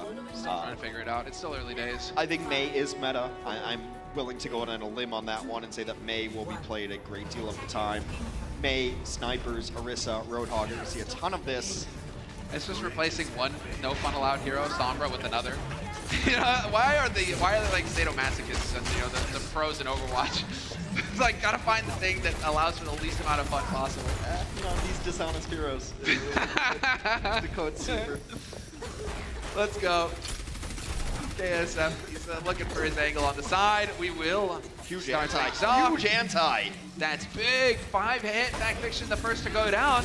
And the Valiant, though, they are still close to spawn. So it's not the end of days, and Custa's going to be getting a lot of ult charge off the back of that. we've been giving Finzi a ton of credit. I have at the very least, and like I know in this current meta of 2-2-2, we're gonna look at DPS, but Gray has been so good for this team. His Zen has been really good. He just hit a 5-man anti-heal on the Ana, which essentially won that fight, because you can't fight into it when you're purple. Can't get healed, can't do anything, you have to back up. So hitting those enormous antis. And yeah, also Suit's still pretty good. Did Backfiction just give up? He just stood there and took it. Yeah, he's like, well, I'm done. Put me back in spawn. Soon is more than happy to oblige. I will oblige you. I'll see if they try to open this up with Custis Falls. Batiste ult charges very quickly, and it's one of those that I think you just kind of throw away. You just set it on the cart and like hope that it pushes the other team back. No. You're not looking for enormous value because you're going to have it. Probably lost soon. That's big, but there's the Blizzard. Can throw it down. They got nowhere to go. The Immortality Field gets deleted. Still looking for the follow-up. Griff down, and Shadowbird going on a tear right now. 2 kills for him to set it up on the defense. And this is looking much better for the Paris Eternal here on the defense than it did for the Valiant. Defense you lose Cloudy, but then, yep, Cruz is right there to get the res off. Perfect. It's a really smart res. Again, like in this meta, you're not going to have a Lucio to get the Taxi going. So the Taxi is the resurrection. Shadowbird gets another. Nice try by KSF though, right? We're at like a $140. Yeah, there's not a whole lot of time left on the clock here. Minute 40, you're barely around the bend. And you got the Shadowbird who's starting to hit this stride. And Soon, well, Soon is just never, he's always been here since the beginning of the series. But Shadowbird is starting to feel comfortable here on the Mei. So I think Valiant tries to push in. Like, I actually think you open up with Transcendence here. You aggressively Transcendence, and then maybe Blizzard after. So you push them back with Transcendence. They all kind of relocate, maybe in Earls or something, toss in a Blizzard, and then, I don't know, like whole hog, I guess, afterwards. But I think you need the space that Transcendence is going to give you. Maybe open up with that. Went to Soon. Yeah, exactly. There's the Emphasite. I was wondering when he's going to decide to use it. Probably with the bongos as well, so boosted damage. Gotta get that Immortality Field down here, but they are just trying to use it to zone, push people out of position. But it didn't buy them enough time to get Blizzard, now he's locked off. Oh, the Shadowbird wall. You are not allowed to use that window pane. It is not happening. Cloudy out in the open though, goes down. And this is unbelievable. Once again, at the very end, after such a hard hold at the beginning, Paris Eternal will crumble in the Los Angeles Valiant. It's not an overtime, Hex. But still, with 30 seconds on the clock, they'll pick up the first point. Or do we get a lot? Wait, hold on, we've got Finzi. Finzi's gone on the hamster. I think they're going to fight this. I think you come in with the Hammond and then maybe try to Blizzard on the card. However, Valiant didn't have to use Blizzard last fight, but they're definitely fighting this. Never mind. Deleted! The squeak of despair. Oh, squeaking into the afterlife. Oh, well, there you go. That's how it's done. Finzi, back to the hog with you. And the Valiant, they collect the point. So, 2.5 minutes on the clock now for the Valiant.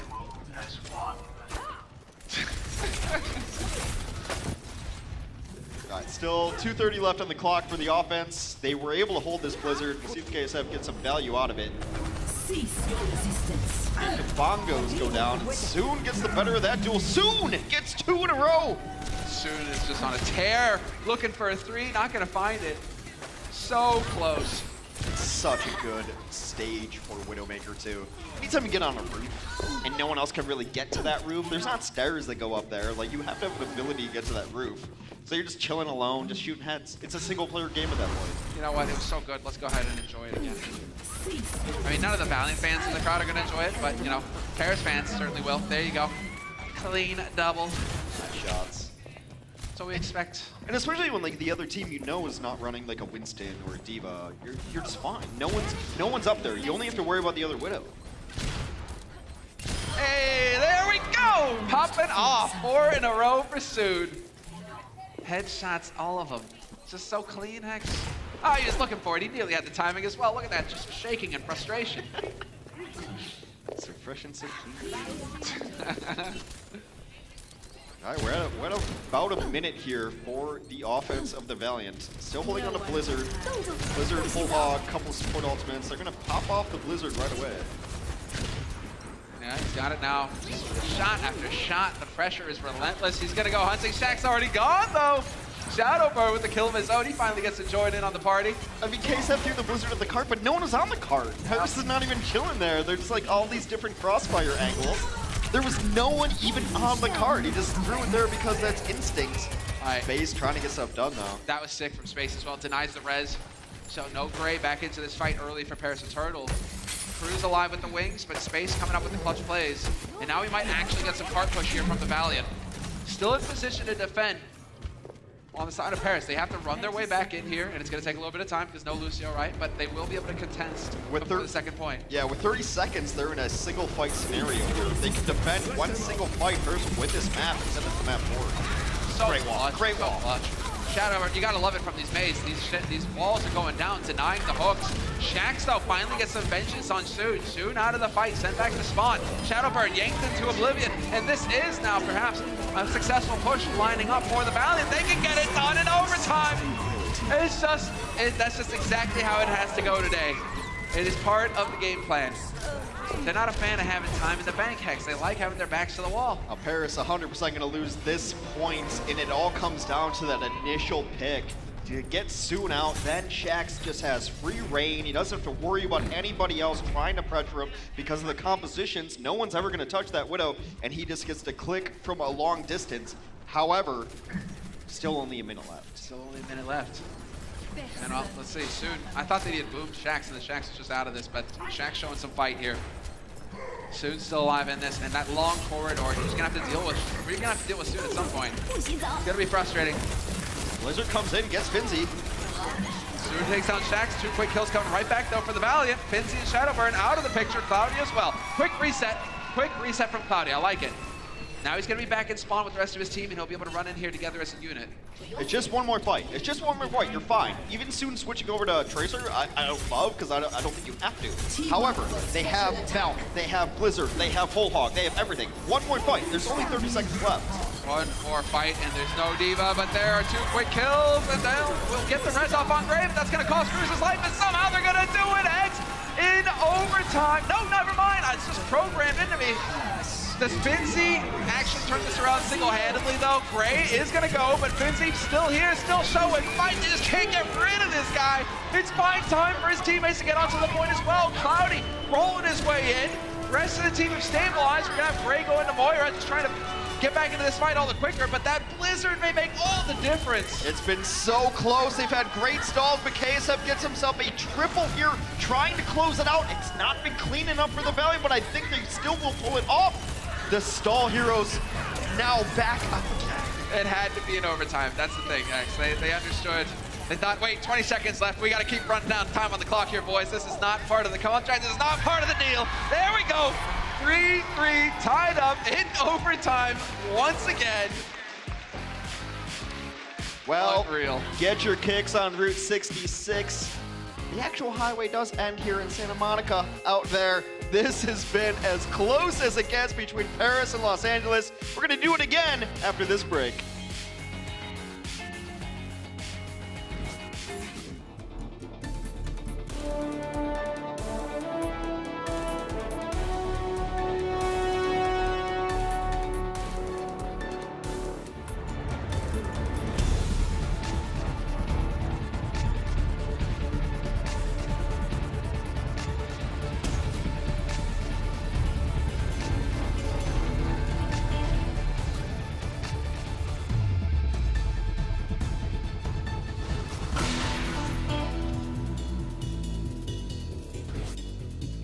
Hex, we were just saying it in the break. It's unreal how even this has been. Everything in overtime, and even in terms of the kills, they're separated by 2 frags. It's 55 to 53. Paris in the lead by 2. It's been ridiculously close. Both these teams really fighting for their lives. You can see their records at the top of the screen. 9-13 for Paris, 8-13 for Valiant. Who Valiant were just trash at the beginning of the year. Let's be dead honest about it. They're awful. They're coming back, and maybe they're going to get themselves into the season playoffs as the meta has shifted, as everything has shifted. Every single one of these Stage 4 matches means so much. Yes, and this is why they're going to go ahead and pull out the big guns. We got a Rhine, we got a McCree. What is this? Paris the Turtle, they're back in spawn going, wait. What do you do against this, boys? The forward hold on Route 66 has been a staple for a very long time because if you lose this fight right now, you can still fight around the bend and take those defenders' advantages, but This is not surprising on Route 66. Generally, you just fight right up in their face. You try to get to that diner, but yeah, they're gonna lose this one now. Oh no, losing him. You know, Gray goes down. Now there's Cloudy.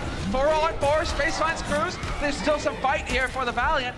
Shaxx has actually gone to the Tracer as well. He can get back into this fight all the quicker. I know, but we talk about respawn advantage, and when you're fighting right outside of somebody's spawn. Oh, let's go. When you're fighting outside of somebody's spawn, obviously they have respawn advantage. They're right there. They're literally right there. So eventually it's going to happen, but it's a smart move defensively to play that in overtime, to play the really poor defensive hold. You got to do it in style, Hex. That's the thing. I got to go back to spawn. Hey, I'll put you in spawn too. With a minute left, you really only need to win one fight. So it doesn't matter where you win that one fight, just win one fight. So they're obviously taking right there. Overtime Wake is burning. Indeed it is, as well as the Coalescence Kareem shining the light, showing the way, and still trying to find it. No, they've got some real progress on the payload though, Paris. They are already around the bend. Backdiction, not even gonna be able to make it back. So, what a murder! 3 kills, just like that. Gray's there to help out as well. And look at this, Paris in overtime, because they're only allowed to make real progress in overtime, Hex. There they go. They're gonna get the first point. Still trying to even this one up. Again, top of the screen, 1-2. Paris loses this map. That's it. That's the set. But I think they have the drive to try to send us to 5. Yeah, and you guys can see top of your screens, the Wick is still burning. Wick. There is no added time. Why are you saying it like that? No, but that's the thing. Because I'm a fan of cool Wick. So this the beauty of it is that Paris, you know, sticking on the strategy. Blizzard out.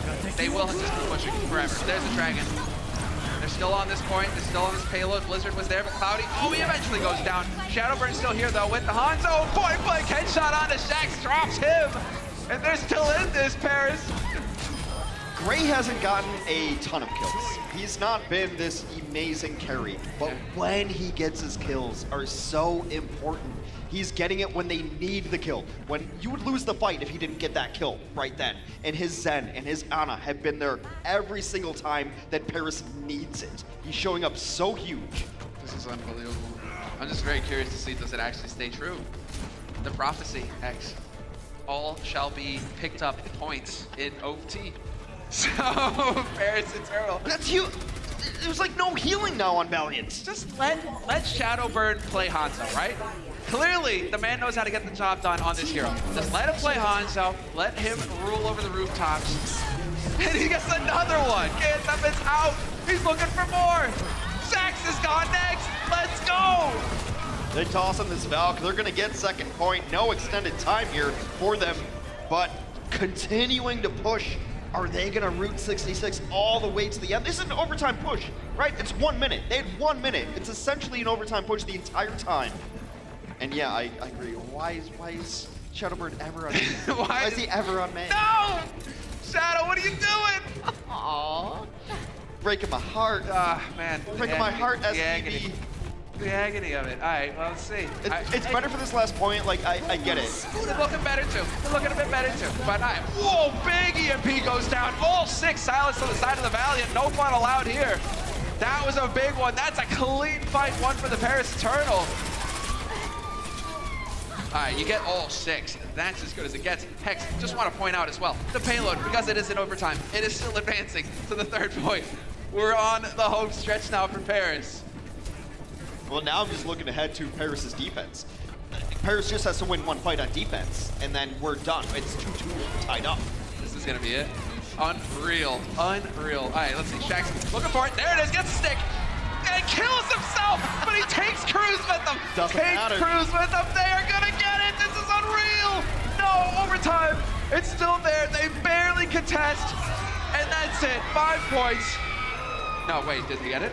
I think they I think it was 5. I think it was 5. I think they got knocked off. Yeah, 5. Yeah. 5 points. 0.47 meters away from completing the map with 1 minute left in their time bank on the second part. Now we look at the defense, and all the Paris Eternal have to do on this defense is win a single fight. A single fight and knock them off the cart. Then let's head back over to Control. This has been a hell of a series. Oh, it's been amazing. That's unreal. unreal how far they managed to go. Let's take a look. This is going to be a replay of the EMP. The monster. Just caught everybody.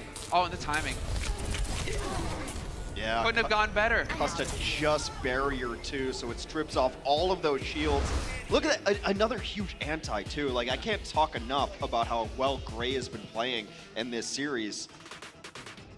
And this one's been so close. Costa, chin up, man. You're supposed to be the... I was bigging you up at the beginning of this match. He's the lion, the leader of this team. Right now, he's looking... oh, man. Back isn't looking much better either. Well, it becomes like kind of mental, right? Like it is. You opened up and you were playing so strong and you thought you were just gonna finish this. And then the Parisians come back with a vengeance. Oh, no. Oh, and then soon, right off the pat. Headshot onto Shax. Shax's bells have been officially rung. Let's see. So the Paris defense is holding a little further back. They're not playing like right up front, but they're playing bent, right? So by the time the fight happens, it's going to be the only fight. It's going to be the only fight that matters. And you just talk about Soon really just applying the pressure to Shax. Not going to let him get comfy. Let's see. Has the angle, looking for it. Right now, Paris just trying to hold on to this point, and there it is. Karib goes down. Perfect ball from Shadow. Unreal. Shadow coming up with the clutch plays now. Soon continues to deliver. Headshot on headshot. The man just does not stop. He even survives. Gets back around the corner. 10 seconds left on the clock here, Hex. It's not looking good for LA. It's okay-ish for Valiant because they still have 5 seconds to come back on the clock, and they took out Gray. But Gray gets rezzed immediately. Harris in a great spot playing this corner. Yep, nice May wall to block it off. Cloudy not going to get focused too hard. Dragon gets thrown in, but the team survives it. In fact, Fiction gets cut off, but we lose Shadowbird. Still in this, right on the edge, but the man who's always coming up clutch for Paris, Soon, yet another headshot for him. Now it's Finzi as well, and it's looking like Paris Eternal. Oh, it's still so back and forth. This is unbelievable. It's close. Valiant does have the respawn advantage. Not able to finish that out though. Soon, another one, all three. Headshot after headshot, but Cloudy, he's hanging on by a thread. Cruz, the focus fire's too good. Soon needs another one. Can he find it? Yes, of course he can. It's Soon. But they are so close. The Valiant can keep running onto this payload, and eventually Soon, he's mortal. After all, he has to go down. Still close though. It was a 3v3, but now Shadowburn really up front now. He's got the bongos going. They're gonna get a couple. Oh man, there we go. Shadowburn out of all of the blizzards to land. That's the one. Last second contest. KSF, the hero, is there. Costa flying high, just trying to keep his teammates alive. He keeps darting in to contest the payload. There's the wall going down, and they got it done. Paris, never say die. You tied it up 2-2. We're going the distance. Map 5 is where it's gonna happen, Hex. The Eternal living up to their name. They were so close to being out of this series early. They have come back. They've been resurrected. 2-2. We have map 5. Don't go anywhere. We'll be right back.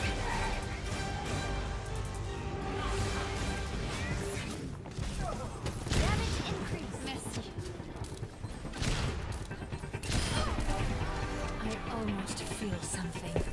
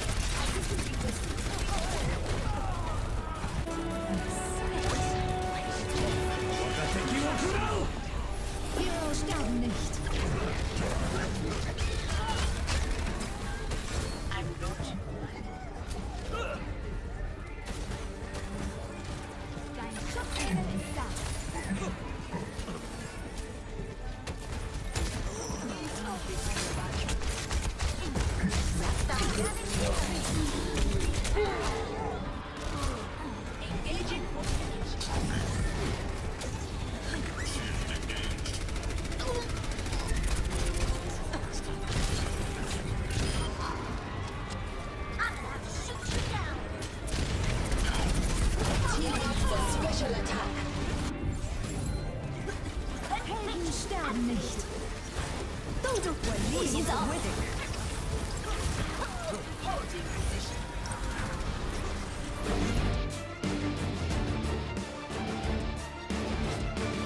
And welcome back from the break, ladies and gentlemen. We are going into a 5th map. Paris Eternal, they've done it. They run it back. We're tied up 2-2. And, well, the Los Angeles Valiant, the ones you have on your screen there, the rest of the team have joined them. But Shaxx and Custa, you look at Custa. He's not happy right now. And that's exactly what he was doing all break long. He didn't get up with the rest of his team. He's been sat on that stage, and he's been, I mean, exactly, game face mode right now, trying to figure out what he needs to do to turn this around. Put a lot of pressure on him at the beginning of the series, saying, hey, Custa, you are the spiritual beast of this team. You're the one who needs to rally the troops. Right now, he's just got to be digging deep, trying to find an answer here, because the Paris Eternal, all the wind is in their sails. They're the ones who've got the momentum. They're the ones who are turning up. They're looking so good, Hex. I mean, it's kind of the thing where you just have to have a short memory, right? Like, let's forget about it. Let's forget about it. We have one map, right? You just let it go. We had a break between map 4 and 5. Yeah. Just win this map, right? They already did well on control. So you come back in and like, let's just do that again. You got to forget about the last 2 maps. You have to forget about it. Yeah, well, it wasn't a domination. It was still 99-99. But you still got it done. Yeah. You still got the job done on control. So now you should be able to get it done here. Teams, well, the players are sitting down now, coming out of the break. They do have a little bit of time, I suppose, to confer with the coaches, maybe get a bathroom break.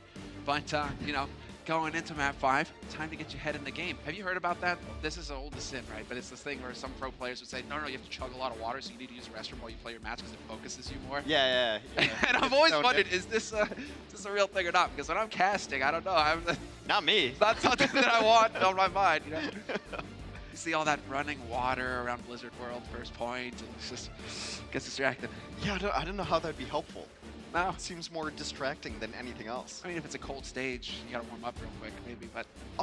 Generally, the arena's really cold, but we have a lot of people here today, so it's not as freezing as it normally is. Full house today here, ladies and gents. It's awesome. And, I mean, this is it, stage 4, Battle Arena. Be here. These matches, it's so hyped now that we have some of the 2-2-2 meta in. The damage is here. You got players like Soon who are finally allowed to pop off. Yeah. So good. I mean, the term reinvigorated is thrown around a lot. Is it? Never mind. However, I think Overwatch has been reinvigorated. A lot of streamers who used to stream Overwatch are coming back because they're like 2-2-2. Yes. It's awesome. It's really good. And now you get to play Widowmaker, like these 2 guys. Look at that. 33% crit rating for Soon. It's just Shaxx, he tried. He didn't get to play as much Widow either, I don't think. If I remember correctly, he wasn't always on the Widow on that map. Soon pretty much stuck on Widow and just owned face. But Soon, that's exactly what I expect to see out of a player of caliber Soon. You know, he's wearing it on his glasses, Hex. It's all Gucci. It's all Gucci when Soon gets to play Widow. We're getting to the point where 33 is not as impressive because we have people like Happy who are just rocking like 45% every time. Like, no, that's a ridiculous number. That should not be the standard. Like, 33 is an amazing crit number. We've gotten 2 maps for the Valiant, then 2 maps for the Paris Eternal. We are on map number 5 here. 2 and 4 for the Eternal on this map. 2 and 5 for the Valiant. So neither team good at Busan. We're gonna kick it off here. This one for all the marbles.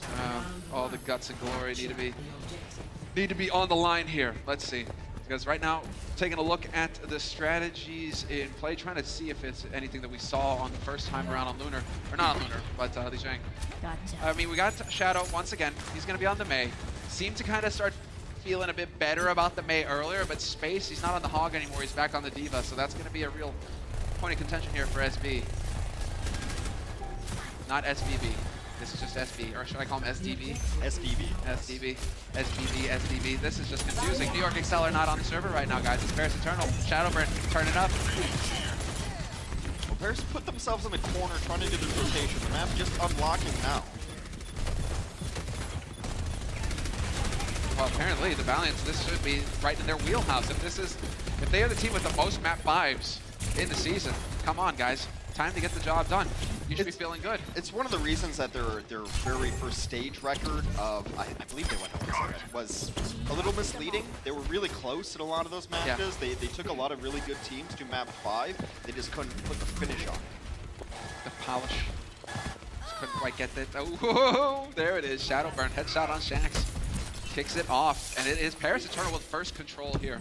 I play a lot of Tracer, and nothing hurts more than dying to a long-range ice. It just it feels unfair. Yeah, because you just happen to be in the wrong place at the wrong time. It's not even like because he was aiming at you. No, it's just like getting killed by a volley. It was just there. It was just there. Just there. Yep, you just happen to be there. In the air, in your head, just went through the same space. And well, that's frustrating for Space. Speaking of him, he's gonna get DMAC'd immediately. Nice attempt there by Faction to help his teammate out, but that's gonna cost him his life. The ultimate sacrifice. Shaq's nowhere to go, gets hacked, he's gone.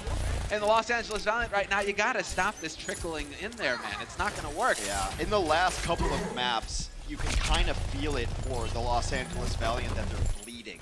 They're just bleeding in the wrong ways. They're not resetting properly. Is there a good way to bleed? No. Are we going back a few hundred years here to the doctors? You know, I think we need to. Yeah, let me leech you up. Yeah, You'll be totally fine. Let me put the leeches on you. You'll be all right. Don't mind my rust But plants. they've never reset properly. It feels like they're not taking good fights over like the last couple of maps. No, never mind. Fax goes down. There's the EMP to open things up. KSF trying to make the play. Just not enough. Paris, they're too good at bouncing back right now, and they, I think, have still got the confidence. Last 2 maps, they've squeaked it. Hollywood, I mean, Route 66 was insane, and so Paris have definitely got to just be feeling oh so confident. One single flight territory now. Finzy's got whole hog, which is great to just knock people off the point. That's all they really need to do. Valiant can come in, maybe with a self-destruct to open up things, maybe with a primal rage, and maybe they get there with barrier. You know what helps also winning points, Hex? Getting kills. LA Valiant right now, no kills for them. They gotta find a kill here. They gotta get the job done.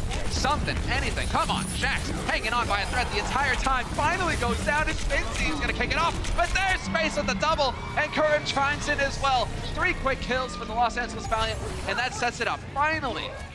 They have to be flawless now. That self-destruct was great going in, and also now they get a couple exit kills. Should have EMP, should have Blossom. They have everything. The Valiant's now in a decent position, but it has to be perfect. It has to be perfect for them because Paris is sitting at 99%. Okay, Magneto.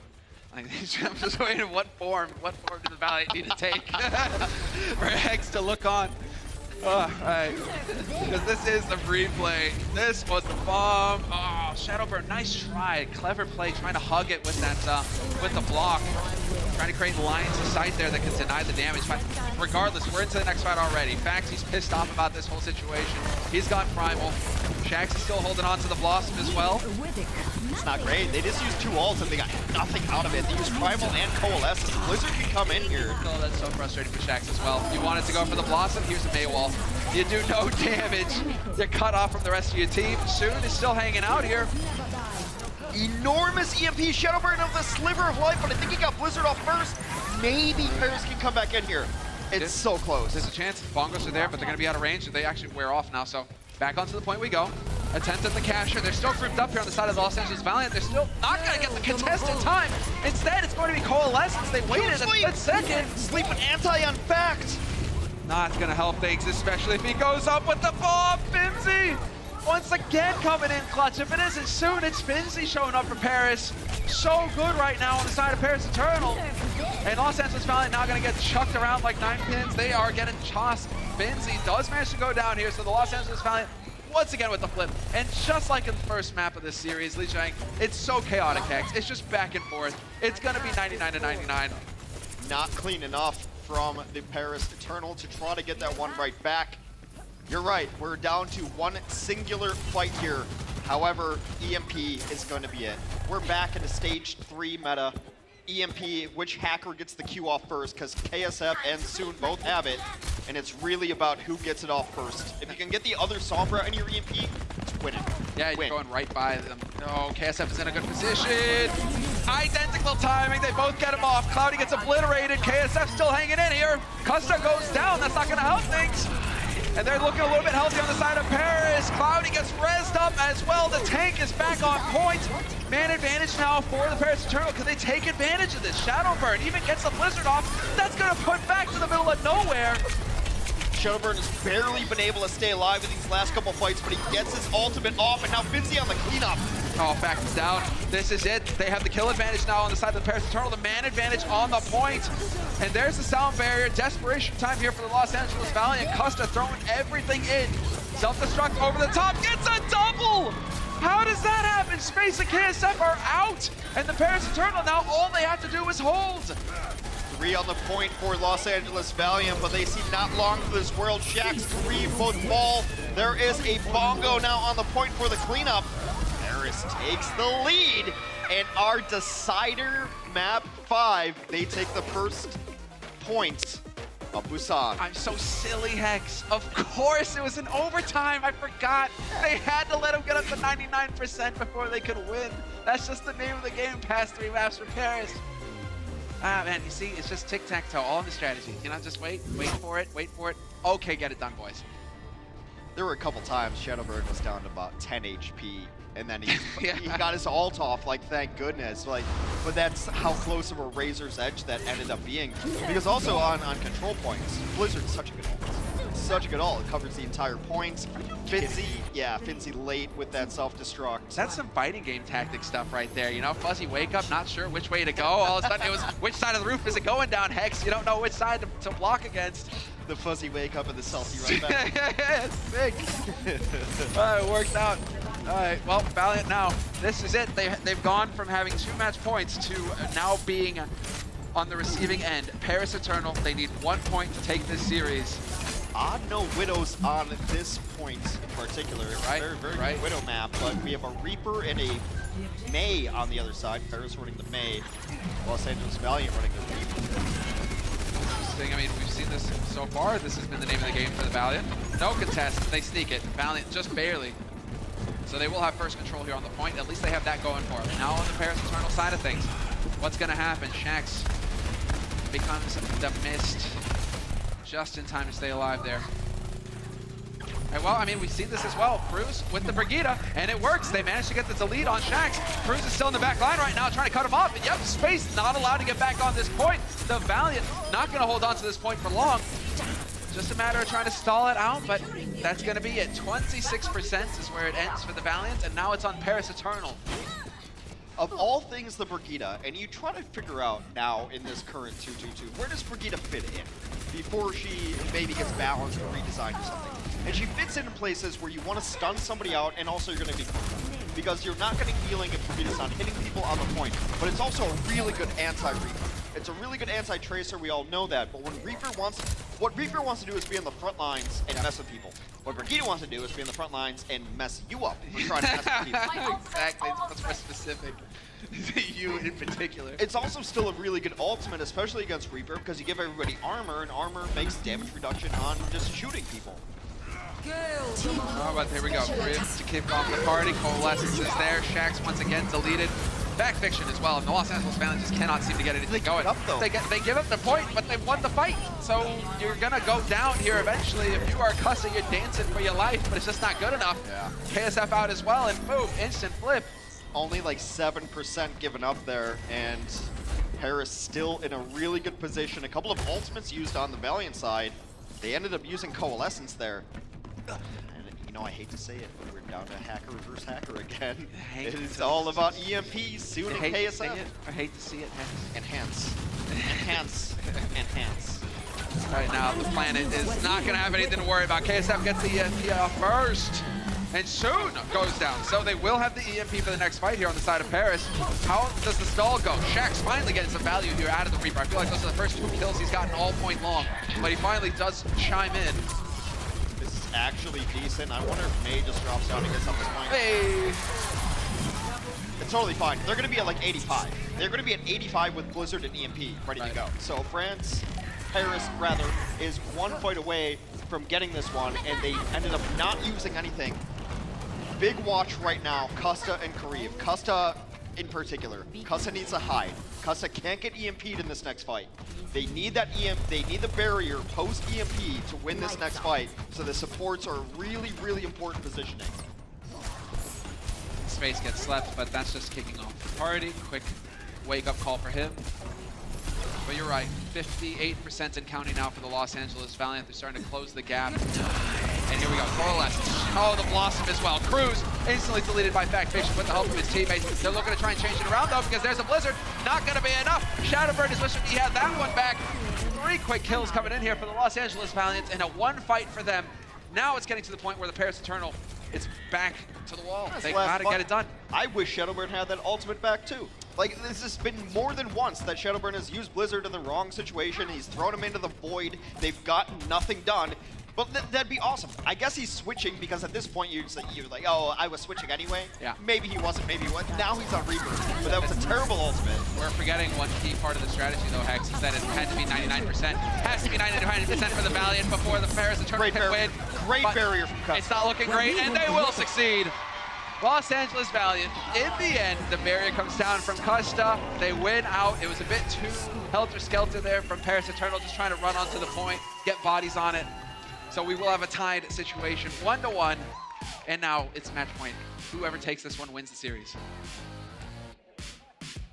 It makes sense. We would have to go to the last map of this last match.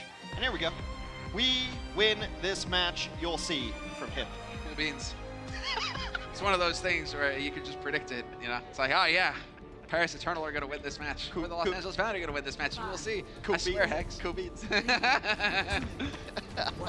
All right, we're going to hit it off on Busan. This is it. Last point, last map. Winner moves up, and I cannot emphasize enough how important all of these matches in Stage 4 are. These teams are struggling to get into the season playoffs. 8-13, not a good record. 9-13, not a good record. But you know what's better? Like 10 wins. 10 wins is way better. Double digits, that's what it's all about. But getting to the playoffs, man, that's where it all goes down. Anything can happen in those brackets. And Cloudy going down here is not going to help things for the Paris Eternal. This is going to be the Valiants. They've set themselves up for success. Shax is finally starting to come up with the goods here on this Reaper. He's starting to pump out the damage, and they're finding it difficult to deal with on the side of Paris. Another kill for him, and this is going to be the Valiant picking up first control. What do the Paris Eternal, well, I mean, Soon is just a monster. He's already got the pulse ready to go, but he's just going to have to hit a god-tier pulse. Yeah, well, I mean, which is difficult right now because you can't really pulse a Moira. She's just going to fade out of it. You're going to be fine. You really want to get the Lucio if it have the chance to do it because that's your best target. Huge EMP, 6-man EMP.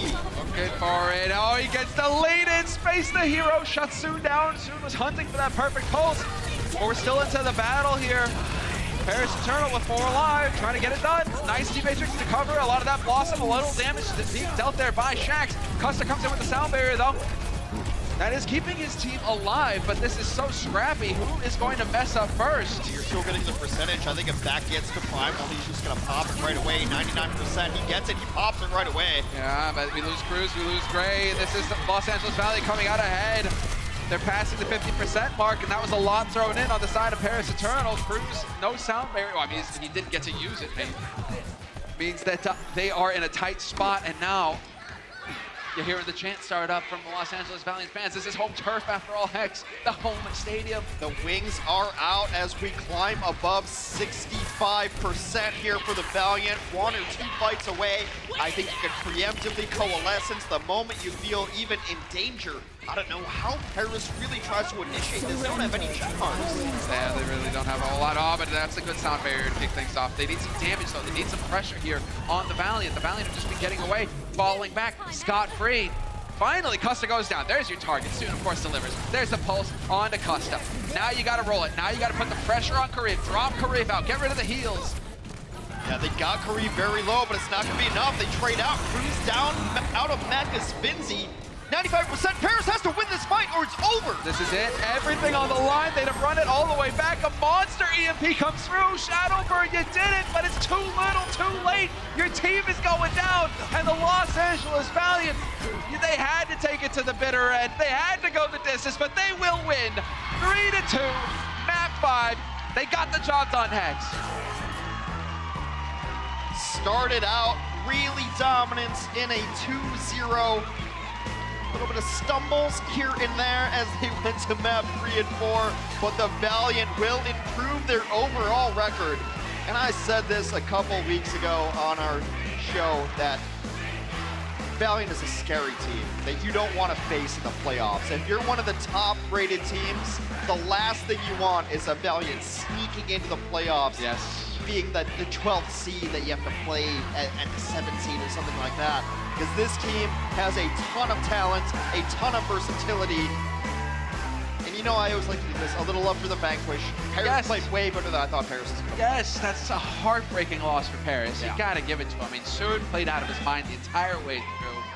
You got to give it to Soon. Shadowburn started to hit his stride towards the end as well. Just couldn't get it done. His got better. Finzi, I thought, played great. Gray, I thought, played great. This is also a super dangerous team just on the outside looking in. Oh, there's Costa. Yeah, there's a smile. Finally, it took a while, but he got it done. He got it done. Congratulations. We're going to hear now a winner's interview. I believe Mika has got Space down on the floor. Thanks, guys. Los Angeles Valiant fans, give it up for Space. There are a lot of you here today. It is so loud. I love to hear it. There we go. All right.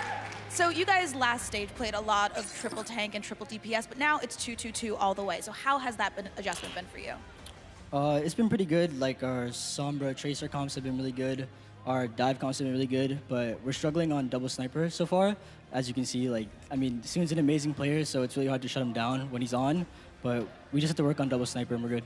Absolutely, and as you work on double sniper, you guys know that you are fighting for one of the play-in spots for the playoffs. Does that add any extra pressure while you're up on stage thinking about that? No, not really. We just take it like map by map, game by game. We're not really focused on like play-ins in specific. We're just focusing on every game, every map, and that's all we do. Well, nice job. Congratulations, Space. Congratulations, LA Valiant. Make some noise again, you guys. That's all we got down here. Back to you, Semler and Hex. Thank you, Mika, and thank you, Space. And that is the winner's mentality. That's how you get it done, Hex. It's one step at a time, one map at a time, and that's how you are able to run it back, or at least survive at the end. You got to forget those 2 maps that you lost. It's just one map. It's a great mentality to have. I think Space has been such a good player for this squad. Had to sit on the bench for a little bit when teams weren't running D.Va, but he's got a lot of heroes in his pool that people maybe don't know. Our player of the match, presented by Omen by HP, Space.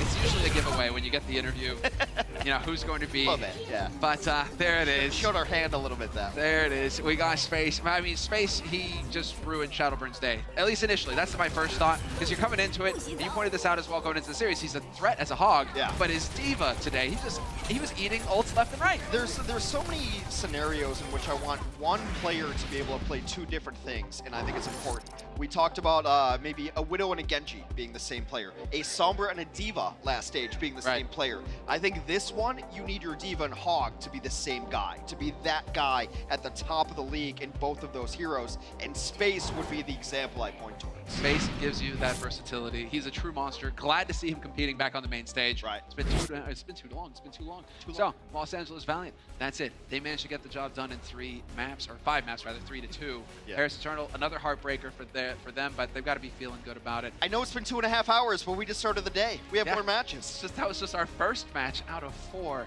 So we're going to have Boss and Guangzhou coming up next, guys. Don't go anywhere. We're taking a quick break, and we'll come back with that series. The Overwatch League is brought to you by T-Mobile, now connecting 99% of Overwatch League fans. Catch your league on America's network, T-Mobile.